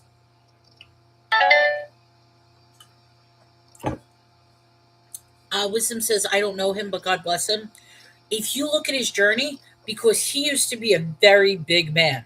Now, obviously, he has money, so he probably has nutritionists, he has exercise programs. He admits he uses Ozempic, which helped him slim down. But when you see the change of before and after, when you see the sincerity, I mean, I mentioned this the other day with that guy who goes around to Walmart and gives money to anybody who could quote a Bible verse. You can literally see the deadness in the people who refuse to even acknowledge the Bible. There's no glow. There's NPC. I mean, I want to say NPC, non player character. I mean, there's just a deadness to these people. Let me go back. And Kara, welcome to the show. I sometimes go on my tangent and I lose track of where I am, so please forgive me. Okay, a child taught that crime is good doesn't know exactly. I didn't see it, but I can imagine. Yes, definitely check it out. It's Jelly Roll's Grammy speech. He won a Grammy, and instantly he was like on fire for Jesus. He thanked his wife. He thanks this and that. He knows what Jesus did to his life because he says, I would have been in prison or I would have been dead if it wasn't for my wife and Jesus. Beautiful. It was really absolutely beautiful. I don't know him. God bless him. It doesn't move me when we thank God. But okay. All right. I was going to say, it doesn't move you when you thank God. All right. So it doesn't move you when you thank God. But when they say Jesus, that is powerful, which, like I said, according to I'm going to say the Gospels, or I'll just say New Testaments, Jesus is the way to God. That's how you get through to heaven through me. So yeah. And it was quite powerful. I think if you haven't seen it, definitely go and watch it. You can see it all over TikTok, YouTube, whatever. Just put Jelly Roll Grammy speech and you'll even say this man's on fire. You really will. Chris Pat is amazing, growing in his walk with Jesus as well. No doubt about humans are more than just animals. Thanks so much. I enjoyed reading. Well, thank you, Kara. I appreciate it. And thank you for coming. I'm on every day, usually from like 10 a.m. Central to about 2 p.m. I'm going to do chapter 10 right now, and then I'm going to finish for the day because I think that'll be a good place to stop. They say they can say God, and that can mean their God. Absolutely. And you know something? I know some people disagree with me, but I am going to still be on that side. For me, as long as somebody has a higher power, as long as somebody has faith and belief and they have just as much devotion, to me personally, because it's not going to affect my life in any way, it doesn't matter who their God is. Even though people are saying, but the Bible says if they worship any other God, they're going to hell. You know something? Them going to hell is not going to affect me. It's not. So that's why I said to me, it really doesn't matter what they call God. Um, I'll tell you what, I'm grateful for whoever invented vegetables. Well, Fallon, I will say this because I'm on a vegetable kick now. Like I said, me doing this low carb, ooh, it's been hard sometimes. But yeah, because I gave up all my usual sodas, sweets, all the good stuff. All the good stuff I love, I gave up. But it's interesting that originally the sustenance that God wanted us was strictly fruit. Fruit was the natural sustenance that God wanted. It wasn't until the sin of Adam and Eve that he says, now you must eat from the dirt. So I love vegetables. Not all of them, some of them do. But it's interesting how now eating of the dirt was a generational curse. There's still fruit. We can still eat the fruit and stuff like that. But you think of vegetables, there's also what's known as nightshades. And those nightshade vegetables, a lot of times, people are allergic to. And there's an interesting little food comparison if you do that. Not to ruin your, because I love vegetables too. So, oh wow, on a similar journey with food, you also have to be gluten free. And you know something, Kara, I sympathize with that because, like I said, I'm on day 9, 18, day 18, 18, 3 more days. Okay, I'm on day 18. So this has been 18 days of me low carbing, no sugar, no starches, no sweets, no desserts. I mean, I have desserts in my own way. Like my sugar-free pudding with a little bit of whipped cream has been a blessing. But I've been trying to count the carb count each time, and although I don't see it number wise, which I'm actually angry with myself because every time I've ever done low carb, instantly the first week I always lost like 12 pounds the first week, and then after that I would lose about a pound a week, which was amazing. Right now, it's like my body is saying you're frozen. My number is not going up, my number is not going down, but it could be that, all right, it may not be going down number wise, but maybe I am changing some ways. Maybe I am building muscle, maybe I don't know. But this is the first time it's kind of frustrating for me, but I'm going to stick to it because, like I said, this is my journey, mind, body, spirit, trying to align all of them in my life. So I'm so blessed to care for my nieces and nephews. We garden. You have your own garden, Phelan? Oh, if that's the case, oh yes, nightshades can affect me sometimes as well. And you too, Kara. Congratulations. Everybody needs a little motivation. Sounds like you, Dirtball. Thank you. Yeah, we do this together. We all do this. Right now, that's sugar-free pudding or yogurt. Absolutely, that's what I'm saying. For me, like my weakness, Jello chocolate pudding with whipped cream because whipped cream is actually low carb. But I have that. That settles my cravings. It settles my yeah, that helps. You also at the same time have to be careful with sugar free because if you have too much sugar free, woo, which this is a complete aside. If anybody wants a hysterical laugh in regards to food, because this is the funniest thing I've ever read, Google the Haribo sugar free gummy bear reviews on Amazon. Now that's a mouthful. So, in other words, Harbo, who makes gummy bears, came out with a 5 pound bag of sugar free gummy bears. And the problem is with sugar free gummy bears, people love them. So they were eating them by the handfuls. And because they're sugar free, the sugar free actually creates a toxic result for people who eat too much of this because sugar does cause a lot of problems. So when you read how this particular substance destroyed these people, because of course you get the trolls and stuff who are gonna get on the viral trend, you're gonna be sitting there laughing completely. It's hilarious. So the sugar-free 5 pound bag Amazon reviews of Harbo. So Wisdom says that's awesome. Right, that's hard when it slows down. Absolutely. Mine did that like for a month. Keep going. And you know something? I'm not giving up. What's interesting is Chris is coming back on Saturday. Can't wait till he comes back. And we're actually going to go to our favorite Japanese sushi place, which is a reward because it's a very expensive place. It is. And he even said, he's like, because of his raise that he just got, because this job that he's doing, he got a little extra money. He's like, when I come back, let's go splurge. We're like, yes. And what's great about it is because it's sushi and stuff like that, I'm still adhering to my diet, which is beautiful. So, Noosa yogurt is the best. I've never heard of Noosa. Is that Greek yogurt? If you don't mind me asking, because I've never heard of it. So I'll take a look at it. Noosa. Because Greek yogurt can be low carb, but it all depends on what they add to the Greek yogurt. If it is, I don't even know if it's Greek yogurt or not. If it's sugar-free yogurt or low carb, that would be even better. But I've never heard of it before. So this is where all the strong women wife material have been hiding. You know something? Okay, Fallon. Okay, Fallon. I don't know if you're male or female. I'm going to assume you're male, so please forgive me. It's interesting. I got to be careful saying this because okay, I have this theory, and this is actually a bad theory. I've said this theory a couple of times because I have been in the dating pool many, many times.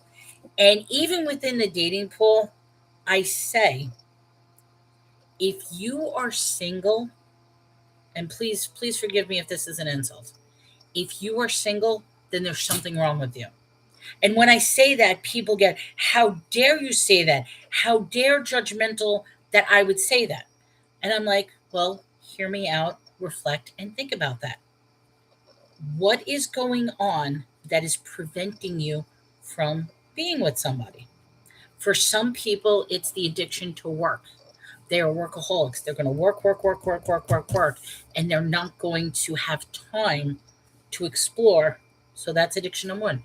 Addiction, I'm saying addiction, but issue number two, they have such low self esteem and fears and anxieties that they huddle up expecting people to come to them instead of having the confidence within their self. So that's issue number two.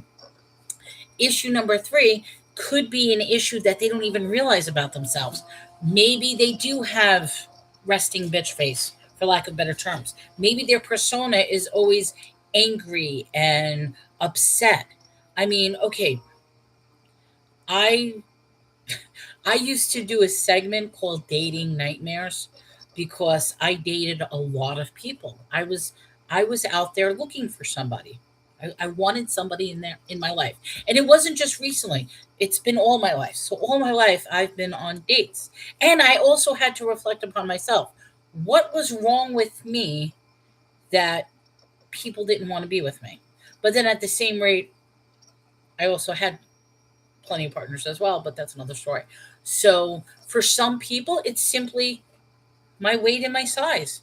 Even though I send pictures and they see pictures of me, I've actually had men on dates, first time dates, sit down and look at me and says, "Oh, I didn't realize you're that fat." So you know something? Usually I would just get up and walk away. Like, you've seen my pictures. You see me FaceTime. And now that we're actually meeting, your issue is my weight, and you're telling me that you didn't realize how fat I was? But A lot of people will always say the best place to find a woman is in church. Now, part of me disagrees with that. I do disagree with that. But I will say this, if you could find a woman in your life that has strong faith and strong values and that glow, then yeah, I would agree. Let me keep going. I'm sorry. There's 24 messages. All right. My doctor just said that if I'm exercising a lot while changing the diet, the scale will freeze for a little while. That the exercise, believe it or not, Kara, is due to the fat turning into muscle, and where muscle weighs a little more density than fat, what ends up happening is as you're strengthening and toning your muscles, they're getting denser. So the weight is going to freeze and stay like this. So if you're exercising and you add exercise, that is amazing. Keep it up, keep going. Um, Sugar-free gummy bears. Okay, yeah, look that up. The sugar-free Harbo sugar-free gummy bears, the Amazon reviews, you will crack up laughing. Okay, so like, oh, thank you, Kara. I appreciate it. My favorite is homemade fish stew, mountain style. I have no idea what that is. I like fish, but for some reason that doesn't sound good. I'm sorry, for me it doesn't sound good. No, it probably, you know something, it probably is delicious. It really is. But when you say mountain style fish stew, like, okay, so Australian. Oh wait, Noosa is Australian? Oh yeah, Noosa is good. I've never heard of it. I gotta look at it. You should look at Halo Top ice cream. I'm sensitive, so I can tolerate some, but it's low carb. All right, I'll look into that. I've heard of Halo Top. I have. I'm trying to stay away from too many sweets, but and I do know if I have too many things that are sugar free, it will affect my stomach. So I do have to be careful with that. I'm speaking the truth. Thank you. I try like I said, I do this show every day. We talk about anything and everything, and we also tie it into the Bible. But I try to live my life through honesty, through truth, through openness. I mean, there's so many qualities that I try to do. Fallon's like, yeah, so I'm sorry. So, in regards to that, Fallon, this is where I say reflect upon what it is, and even if you don't like the word wrong, what it is that's preventing you from finding somebody. And it could be the very thing that you're looking too hard. I mean, I literally had dates with men that have a very specific lines. You have to be between the ages of 18 and 25. You need to be 5'7" or smaller. You need to have blonde hair, blue eye. I mean, these are, you also have to look at that. Are your expectations and standards too precise?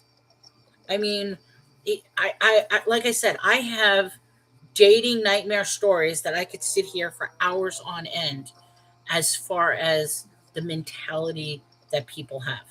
On the flip note, they probably have that same story about me that I was their dating nightmare. Who knows? But it gets quite funny when I tell you some of the weird stories that I've been a part of. Okay, they say you're beautiful, then you're not good enough once you meet them. I get that. Absolutely, they do. I'm not dating material. All my time is working and raising my niece. Okay, so Fallon, that's a very good point. And this is the sad reality. So I'm going to defend men for a moment. I'm assuming you're a man. I could be wrong. I don't know. But I'm going to defend men for a moment. And it's one, they have the cards against them to begin with. I will say that right off the bat. When it comes to like you even go on dating sites, there's like 75% men to maybe 25% female. Actually, I'm gonna make the estimation 75% men to 5% single women to probably the rest who are transsexual.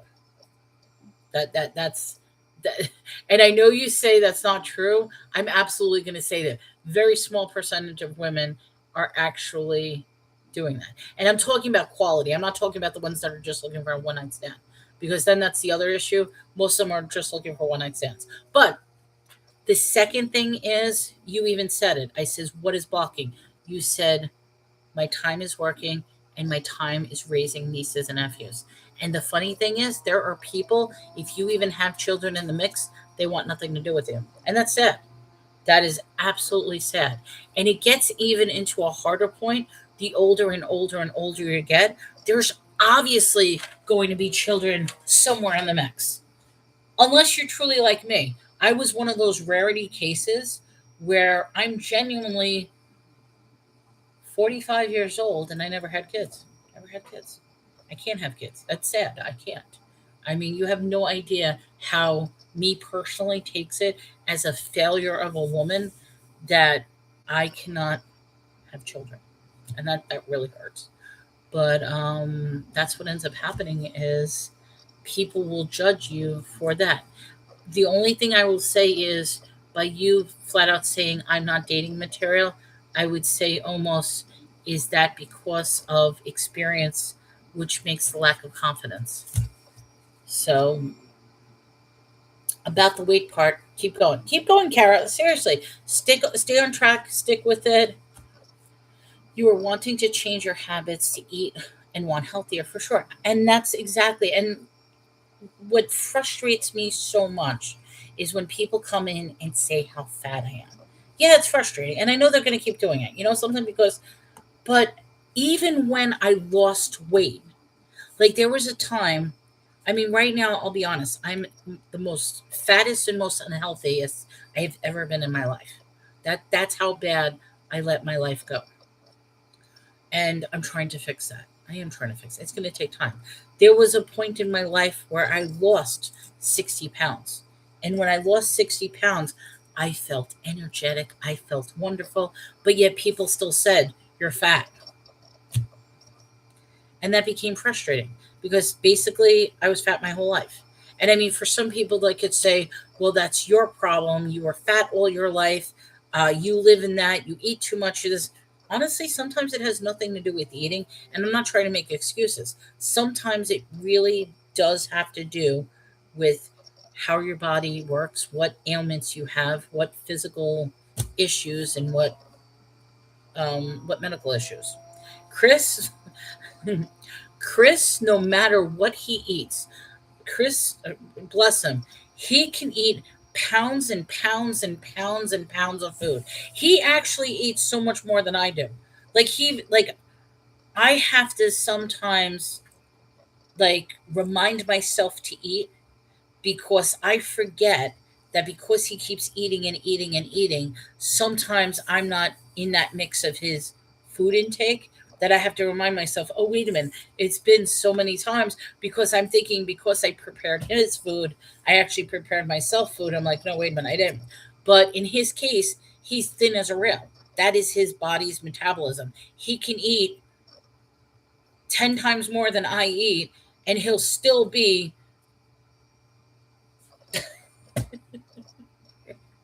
and he's tall. Like he's one of those that it just naturally is like that. Me, I just eat like whatever an apple and I gain 10 pounds. Wisdom says I can't do sugar free because they use sugar as substitutes and that causes more harm. Absolutely, and that's tying into the sugar free Haribo gummy bear story. Read it; it's hilarious. That's ridiculous. Looks are not so important, like who I am. But a lot of people are um that they rely on looks. There are people that are that shallow that looks are the only thing. They want that prized possession. They want, and I mean, I almost want to say, and please forgive me, look at how many men who are older will prey upon the 18 to 25 group rather than looking for somebody their age. Oh, about what they say on the date part. I meant I have gone. Oh, okay. I'm sorry. I thought you've gone through the part through diet. I would you repeat that? Oh, I'm estimating my percentages. Would I repeat about the percentages? This is from my personal view. Probably not the exact, and I'm also probably going to say they will never admit the percentages. But from my experience with how many people I talk to, I'm personally going to say that there is about 75% men, 20% transsexual, and then 10% female, actual females. Um, a perfect example, which is no longer a website anymore because they found out what was going on. Perfect example is Ashley Madison. I don't know if anybody remembers Ashley Madison, but Ashley Madison was a site specifically for cheating couples. So if you wanted to cheat on your spouse, you go to the site. And what they found out was men flocked to this site in droves. But because it was a paid site, this site couldn't keep up with the flow of traffic. So what they would do is that they would, one, create female bots, which were nothing more than computers, which is AI talking to these men, or two, they would pay real women to have conversations with these men, or the other thing is they just paid men to pretend to be women in order to keep up the ratio between men and women, so men would really seriously think that they were talking to real women and they weren't. So yeah, wisdom says it's true. 10 women to one man these days. Oh no, it's the other way around. It's the other way around, wisdom. On dating sites I'm talking about, the men outnumber the women. That's what I'm trying to say. The men outnumber the women. There are more men looking for women than there are women looking for men. But on the same note, you got to take into consideration how many men are looking to one night stands and cheat as opposed to how many women. These kids are technically not mine, but I love them so much, even though, and being that you take care of them, yeah, they're still kids in your life. You're 35, you feel the same way. Oh, okay, I missed that part about the percentage thing. These kids are no longer allowed to see my brother anymore because of his addictions. So, you know something, Phelan? That is amazing that you're taking care of them. You are being the strength, you are being their sense of normalcy. Your brother has an addiction. They know that you're uncle, they still love you, and you're taking care of them. I barely wanted my own kids. I love each and every one of them. I don't want yours. John, perfect point of view. That is a perfect point of view. And that's why kids can be a factor that deters people away from you. Why should I take care of your kids when either I had my own or I never had kids? And I think this was interesting with Chris. When I first met Chris, he didn't tell me he had kids. He didn't. And we got into that discussion, and he's like, I have kids. I says, okay, you do? How many? And he started telling me the story. And he says, that doesn't bother you, I have kids? And I'm like, why should it bother me? So then this gets interesting. And we just met. So we're talking, we're getting to know each other. And he says to me, this is what he says to me, and a very interesting thing. Where Chris lived compared to where I live is a roughly 20-minute drive. So my house was roughly 20 minutes away from his house. And it turns out that he just moved into his house that he owns. So when I met him, he just moved into his house 2 months ago. And I didn't even realize because the house, beautiful house, had furniture, everything was settled in. He just moved in. He just got the house, just bought the house. So I didn't know that information, and I didn't know he had kids because at that time the kids were with the mom. They go back and forth switching custody, which I'm probably giving too much information, but who cares?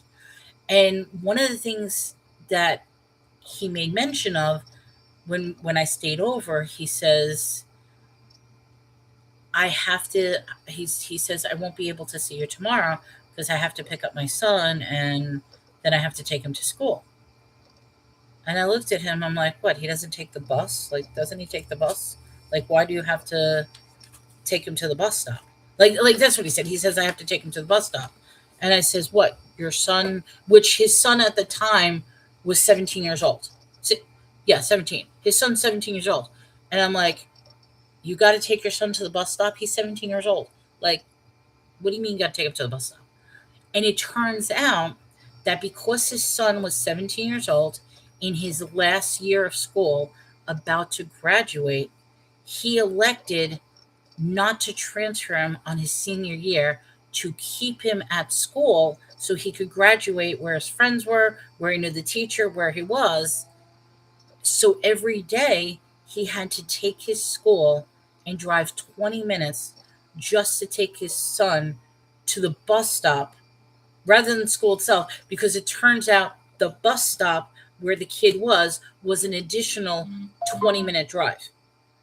So in other words, he went 20 minutes out of his way to get to the bus stop just so the kid could hop on the bus and drive another 20 minutes further away.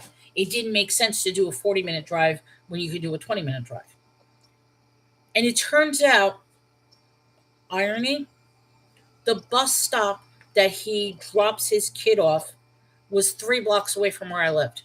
3 blocks. And I said to him, I says, you're driving every day to get to this bus stop that's 3 blocks away from your child? He's like, yeah. I says, so why don't I start doing that? He's like, what are you talking about? I says, I'm with you anyway. Why don't I take him to the bus stop or pick him up? So you don't have to, because he used to leave work early. He would have to leave work early to get his son from the bus stop, then go back to work. I'm like, why don't you just stay at work and I'll pick up your kid? And he's like, can we do that? Why would you do that? Because they said to him, and this is what I said to him in the beginning of the and this moved his heart. And I'm sorry, I'm going to get to your messages. Please forgive me. But I said to him in the beginning, I says, look, I like you. I want to get to know you. I want to be part of your life. And if I'm going to be part of your life, the number one thing in your life is your children. So I'm going to have to get to know your children. And he's like, really? I'm like, yeah. I says, I don't expect them to love me or like me, but if I have to get to know them, let me just take them to the bus stop, and this way you don't have to. So that's what I started doing. So for a year, I drove this kid back and forth, because I lived 3 blocks away from where his bus stop was. Plus, I got a chance to get to. So now I'm literally stepmom. They love me and stuff like that. I obviously moved in, lived with them, and stuff like that. I mean, I'm here.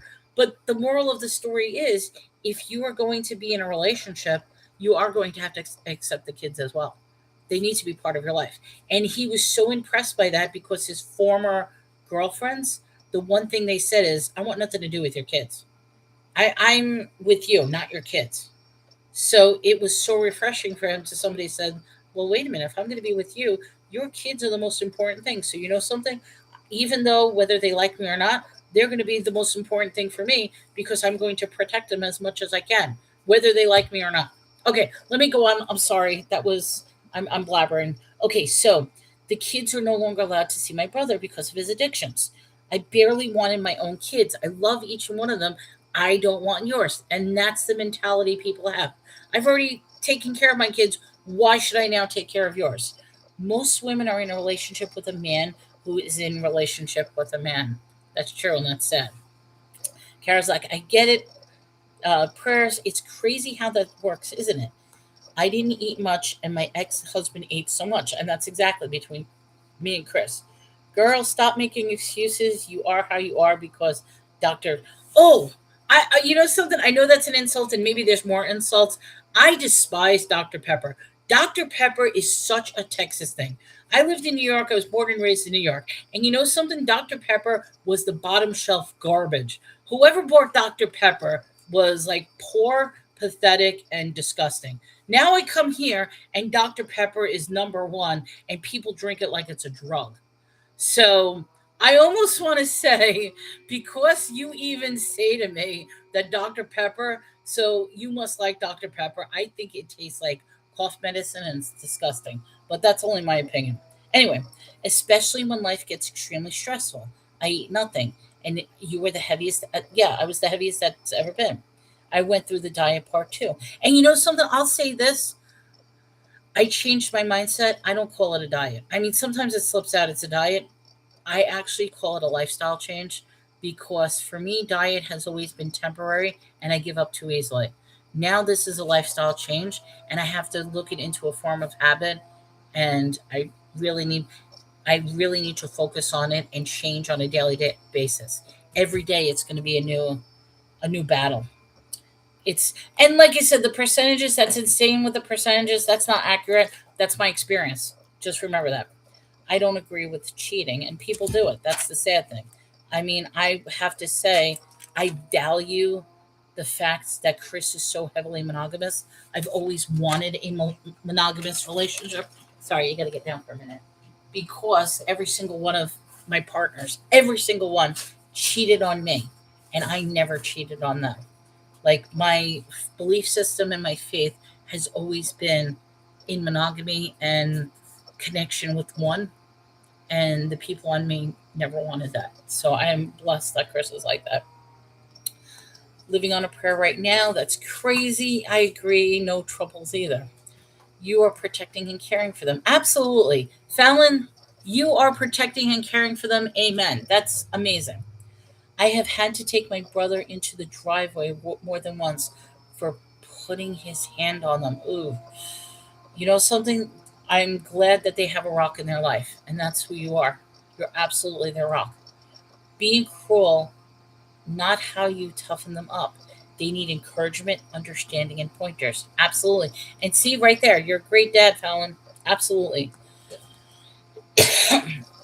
I can't help. They just awakened something in me that cares. Sophia, welcome to the show. Praise God. You'd be a great mom. You know what? That's what they say. I mean, I could give you some painful things. 3 times in my life, I raised other kids. Excuse me, 3 times. And unfortunately, it ended disastrous. But I tried my best. I did. And that's the bad thing is when I have no control because I was not their mom.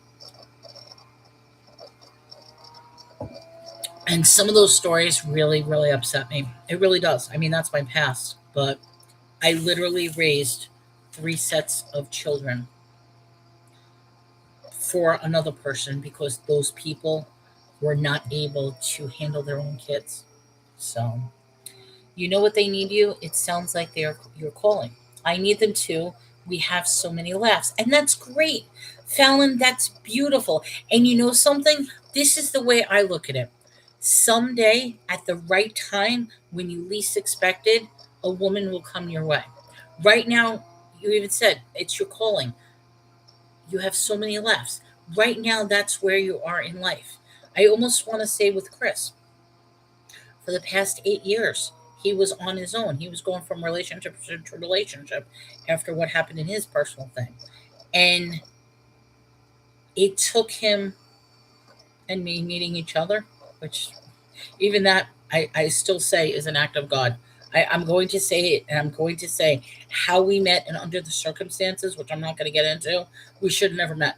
Our path, our paths should have never crossed the way they crossed, and that's why in my heart, part of me really believes I was given a second chance, because where I was in my life at the point I met him was the point that I gave up on life.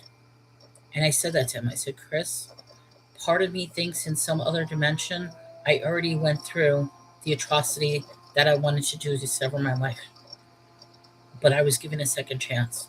And this is a chance that I don't want to give up because this is so beautiful and this is the happiest I've ever been. Dr. Pepper helped me to get fat. Absolutely, it does. Lifestyle change. Yes, absolutely. Lifestyle change. Think of it as a lifestyle change.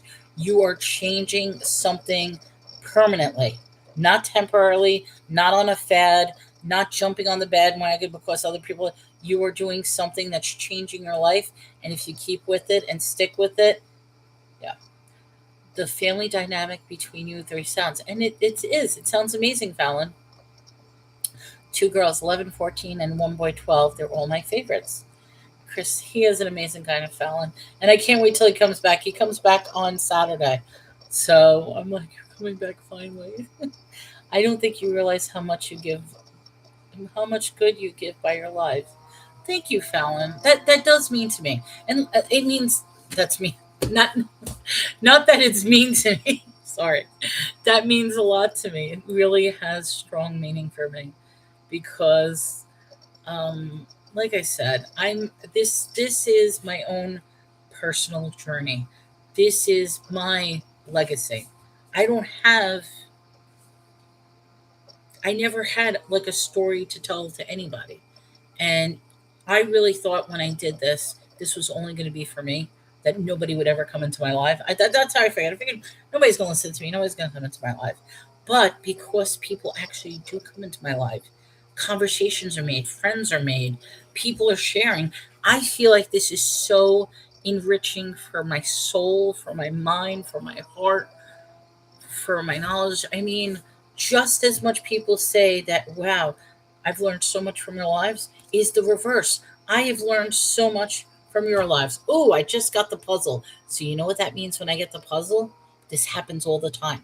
When I get this stupid puzzle, it means we're under moderation. So that means the bots don't like what I'm saying. So I just have to be careful what I say and how I say it, because the bots are going to be about, and this happens all the time. And it took 3 hours and 45 minutes for the bots to say, uh oh, the conversation's offhand. I just find that interesting. It used to be when I started my live that the puzzle will pop up within 10 minutes, but 3 hours and 45 minutes. Very interesting. Okay, guys, sorry. Let me keep going. Wow, three, but I'm sure you're such a great thing. Absolutely. You're spiritually blessed by God. Thank you, Fallon. I appreciate that. Yes, I just shared your life with a friend because of that. Your life talk and Bible talk. And yeah, I like I said, Kara, I do this every day. We are on show 87. So today is show number 87. I've been doing this for 87 days.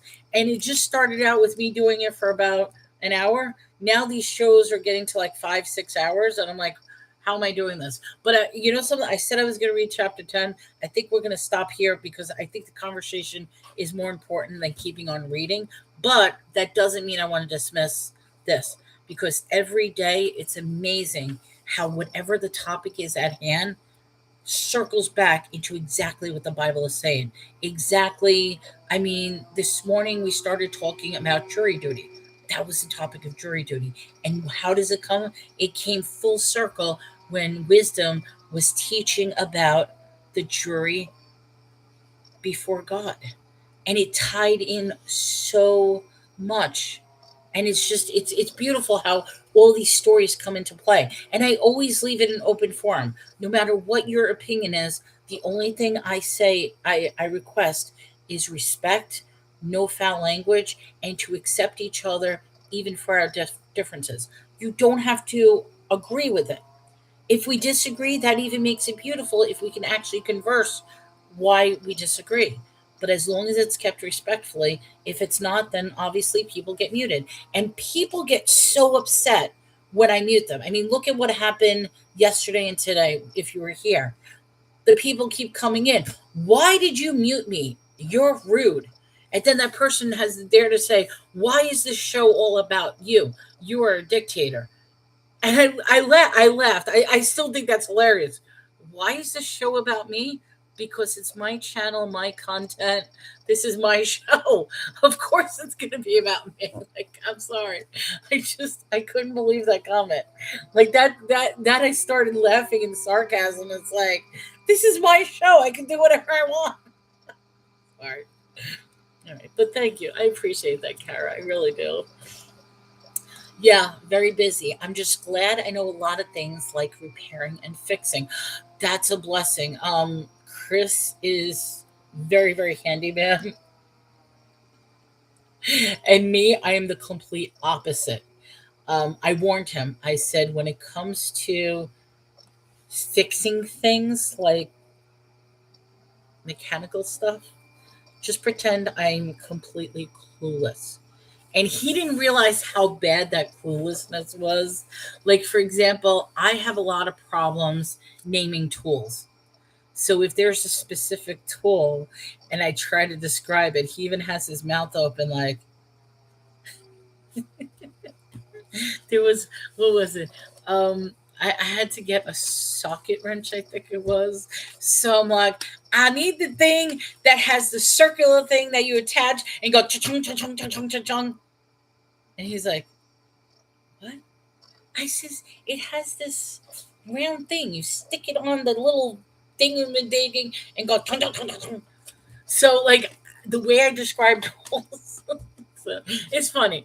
But yeah, in fact, I used to do a series on YouTube because when I lived alone in the house, I did have a roommate and she was just as clueless about stuff. But when I was living in my house, in my home, and I had to fix stuff, we tried to do it before we got an expert in. So I have videos of me attempting to fix plumbing or attempting to fix a toilet or fixing a leak in a, and it would be like, I mean, he watched the videos and even him, he was horrified. He's like, that's how you fixed it? I'm like, why? It worked. I got it fixed. I would have the YouTube video on how to do this. I'm looking. I'm sorry. So that's just funny. But yes, if you like repairing and fixing, that is a blessing because that's something that I do not share. Have a great day. If you have to leave, you too have a great day. I have a list now of Christian contents that I follow, literally trying to get a lineup written down. About to have surgery, so unemployed until like a month or so from now. I'm so bored. Kara, I pray that you have a safe and healthy surgery with a quick recovery. I know it's not easy. I mean, I've had a couple of surgeries myself, and which I'm not trying to dismiss it, but I understand the boredom. And so, like I said, I mean, if you have a list, that's beautiful. Stick with it.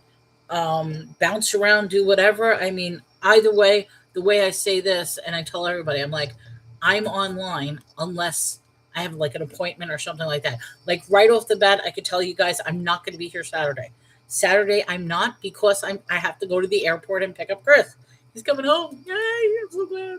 I'm only going through Chris withdrawals. But I mean, either way, I was going to announce that Friday anyway. But most of the time I'm here. Most of the time I'm here for about 4 or 5 hours. People come in and out. They come in and out. If they like it, they stay. If not, I know the dictator part. That was funny. I try to fix. Oh, for me, like I said, I have videos that are just so bad. That's I had this one video, and this is so stupid. For whatever reason, we were not getting hot water in our pipes. In our, I got hot water in the sink. I got hot water everywhere else. But when I took a shower, I could not get hot water at all, and it made absolutely no sense. So obviously, I'm googling. So we go to the water heater, and we change the temperature on the water heater. But then I googled again, and that didn't work. I googled again, and it turns out the heater has a top one and then has a bottom where you have to unscrew. And so I tried that. That didn't work. And I'm like, this is driving me crazy. So I'm looking. Well, I finally found the cure. And this is over a long period of time. Not I finally found the cure. It turns out I had to unscrew the handle and get into the thing. And there is a safety valve that is required by law that you have to keep in your pipes because what it does is it prevents you from moving the handle too far where you will get scalding water. Well, the problem is, for whatever reason, how that was set up, the safety valve was bigger than the area of the thing turning. So even if you turn it all the way to the hot, in actuality, that wasn't really hot water. It was cold water, and you couldn't get it any hotter. So I learned to take that and toss that out. And from there, it then extended. And because it extended, it allowed hot water. So we finally, so I mean, but that whole video was hilarious because I did video after video. I'm like, guys, help me out here. It's telling me to change the temperature. I changed the temperature. I then had to unscrew the little plate and look at the wires, and I did that. That didn't work. But it devolved completely. All right. Thank you so much. I think 2 or 3 week recovery to be fully healed. It's like 3 procedures. Yeah, it's going to take a while. And what I say is don't push yourself. People get into a problem where they want to push themselves. I did the same thing. I tried overworking myself when I should have been resting, and it didn't work. I have lots of friends and family building me up and going to help me grow. Absolutely. And that's a beautiful, your support system. Y'all, I figured it out. Great job. So, But yes, Chris, after learning what some of my deficiencies are, he basically says, he's like, I love you, but you're never touching anything to fix. I'm like, I will be totally happy if I never have to touch anything to fix, because that's what Chris is. He's a professional maintenance and he can fix things. Um, he dreads when he gets the phone calls from me, and I'm like, Chris, you're not here. How do I have to fix this? Now this happened the other day while he was at, he's in Panama right now. And so while he was there, and I call him up, and I'm like, Chris, um, well, I told him the story because I already fixed it. I fixed it by having, but what ended up happening was, because of the weather and everything, I didn't have antifreeze in the car. So when I started driving, it the car heat went all the way up and past the hot point, and my car was smoking.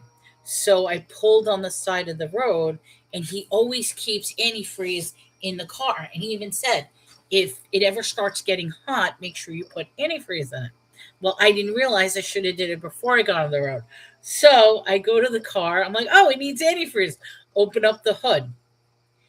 And when he found out what I did, I instantly, while the car is smoking, grabbed onto the thing and turned it.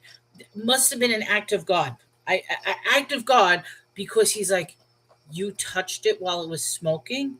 I'm like, yeah. When I touched it, I did get burned on my hand, but when I turned it, this is exactly what happened. Geyser, straight up in the air, that the cap went somewhere, and the water just kept going and going, and I backed away from it, and I'm literally watching a geyser while the car is smoking. And he even said that, he's like, did you get burned? I says, I burnt my hand a little bit, but, and he's like, because he's saying, do you realize that could have went in your face? That could have been a dangerous thing. He says, you never ever open that up, and it's the cap for the antifreeze. You never open that up if it's hot. I says, well, I know that now. And he's like, and that's what he even said. He was so scared. He's like, you have no idea how. I'm like, I know it's dangerous. I witnessed it. I says, but here's where the story gets funny. Story gets funnier. So I pour the antifreeze in, which it calmed down. It cooled off. I waited a couple of minutes before I did that. Calmed down. It cooled off. The car was fine. So now I'm looking for the cap for the antifreeze, the cap to put back on, because I know it went up in the air, and I have no idea where it went. So now I'm on the side, and this, bear in mind, this is on the side of the road of the highway. Okay, it's on the highway. So now I'm going crazy looking for the cap, and I'm looking and I'm looking. I'm like, where did the cap go? It's now 15 minutes later, and it could a little, I guess those dune buggies or whatever you call them, golf carts or whatever, of a bunch of construction guys come over, and they're all in their orange thing and stuff like that, and they come over, and they're like, ma'am, are you in trouble? And and there's three of them. I says, guys, I says, I'm actually not in trouble. The car is fine. I says, and I told them the story, and they're like, you touched it hot? I'm like, okay, I didn't know. I know now. And I explained to them, I can't find the cap. So I said to them, I says, could I drive the car without the cap? And they even looked at me like, no, you can't drive the car without the cap. You need the cap. I'm like, okay, I can't find it. So now there's three guys, and one of them said, okay, why don't you back up the car? It might have went on. I said, I looked, but I did that. I backed up the car. There was nothing underneath. There was nothing on the side of the road. I says, guys, and you could see all the water where the hot water shot up under the hood and everything, because it made a stain on the hood and stuff. I says, guys, the water shot up. The cap shot up. I don't know where it is. And I'm going crazy looking. So all three guys are now looking for this cab. We got our flashlights, and this is during the day, but we got our flashlights anyway to try to see deep. they're digging in, trying to find something. Well, it turns out, and neither of us can explain this, where the grate is and the front light and I guess the car, it got stuck between there. So we found the cap, and I'm like, thank you so much. And they said, you sure it's going to start? So I started the car right away. I'm like, the car was fine. I says, it just overheated a little bit and need to antifreeze. I says, that's why I put the antifreeze in. So I was fine and I was able to drive off. But Chris is like he, I'm, I'm really, I like, when people say I'm so smart, but then when it comes to things like that, I'm so stupid. Next time, cut the heater on high. Yes, he said that to me, that'll cool things down, which mentally I couldn't understand why that happens until he explained to me. But he absolutely said that. He said, run the heat on. Because in my head, I would have thought to cool the car down, put the air conditioner on to cool everything off. And he's like, no. He's like, put the heat on. But he did mention that.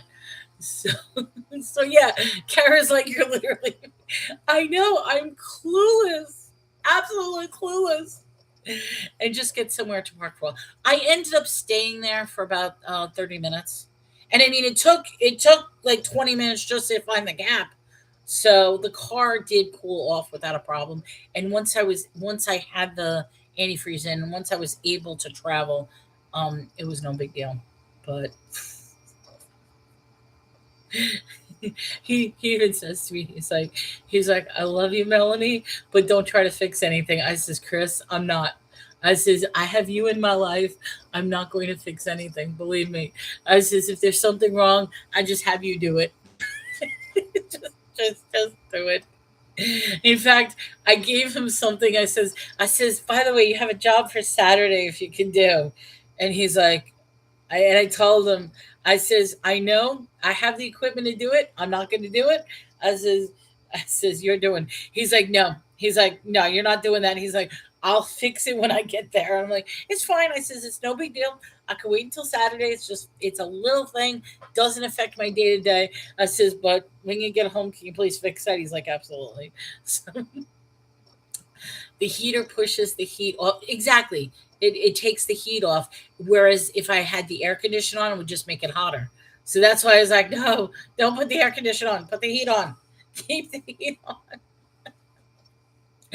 I have to say a funny story. So when I was my family is actually military. So I have a lot of military, and also a lot of my exes were military, which is ironic because Chris is not military due to his birth defects, but he works for the military, which is kind of funny.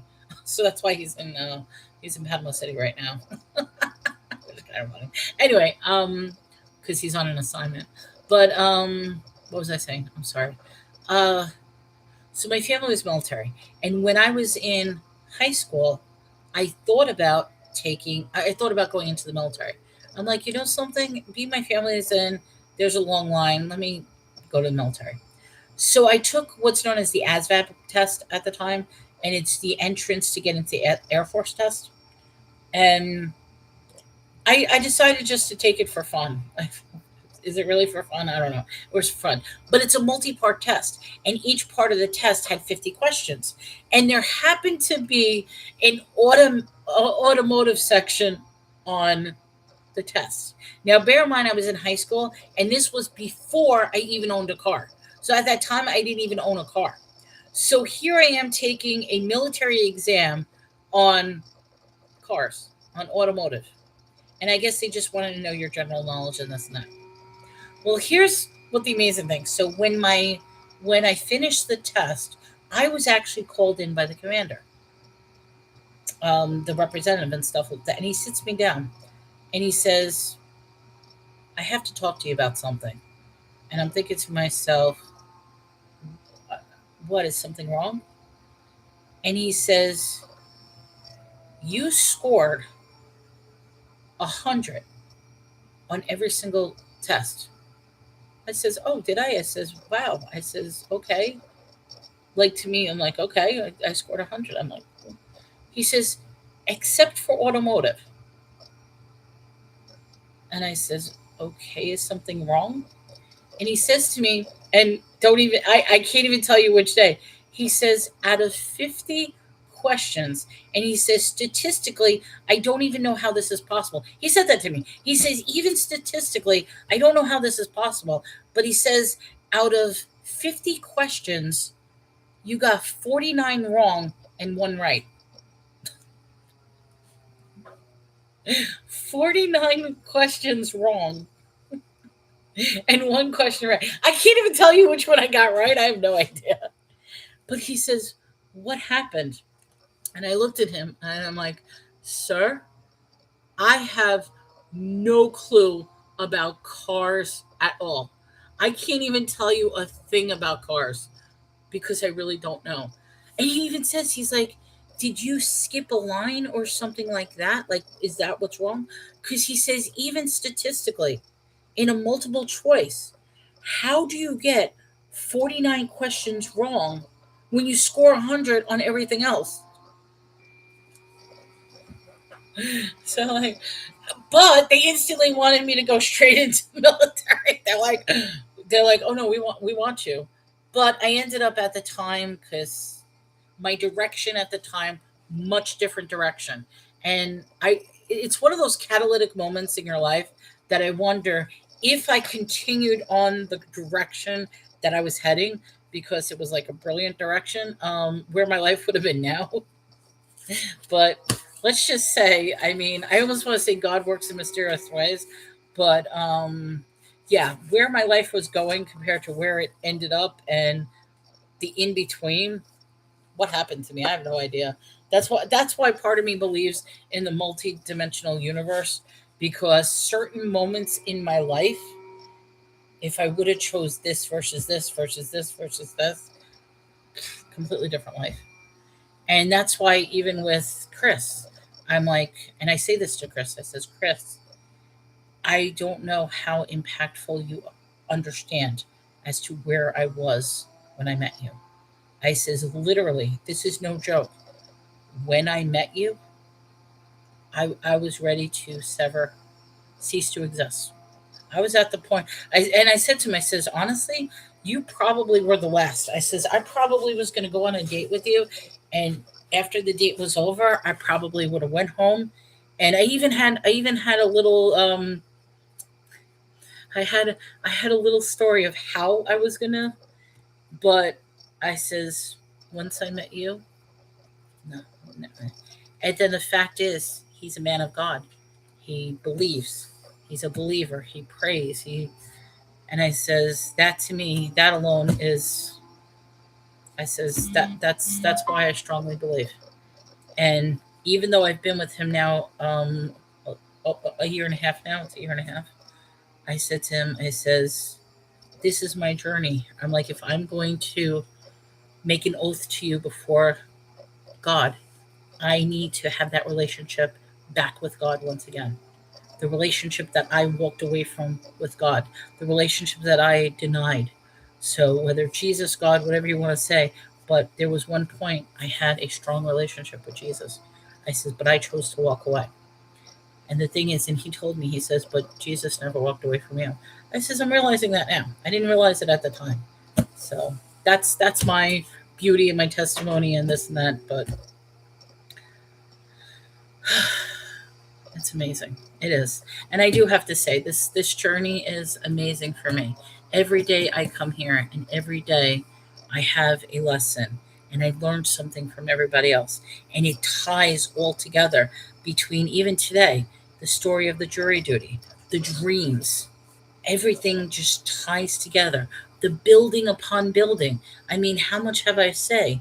You get one bit of information, you build upon it, you build upon it, and then that is where you decide which path you want to take, what direction you want to go in, where you see based on the evidence around you. And it's so true if you look at it in the terms of a jury, a judge, a trial. So, yes, this is what do they say? The trials and tribulations.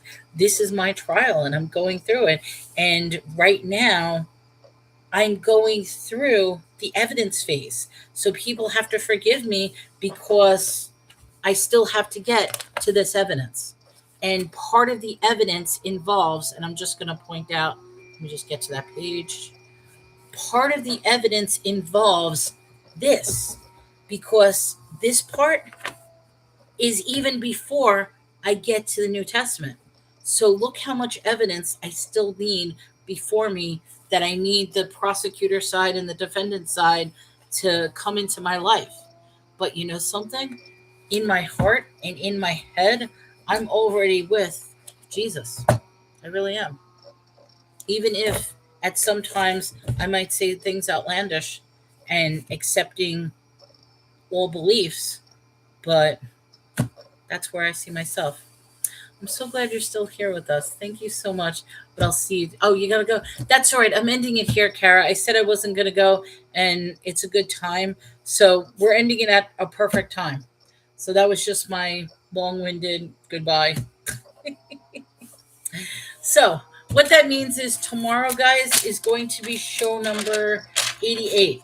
Ooh, double eights. Okay, so we're doing show number 88 tomorrow. We are going to start on chapter 10. Wait. Yeah, chapter 10. We're going to start on chapter 10. I didn't read that, right? Yeah, chapter 10.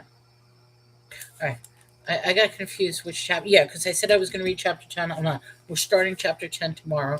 And I'll have a new topic, a new beginning, a new thought. Maybe I might have another dream. Who knows? Maybe something may happen today. But somehow, by the time the show starts, I'm like, okay, here's my message. And that's how I started. So, everyone, have a great day. Keep on smiling. Keep on shining. Keep on with that hope, faith, the joy of life, and I will see everybody tomorrow. Take care. Have a great one.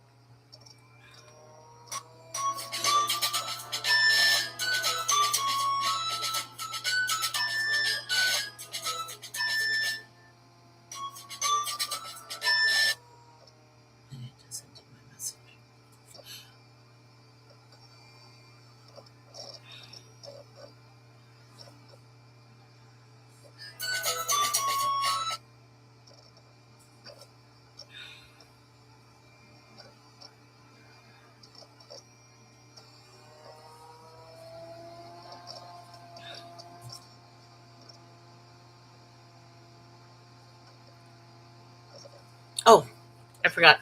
Take care, guys. I got to keep forgetting that I need to end stream here.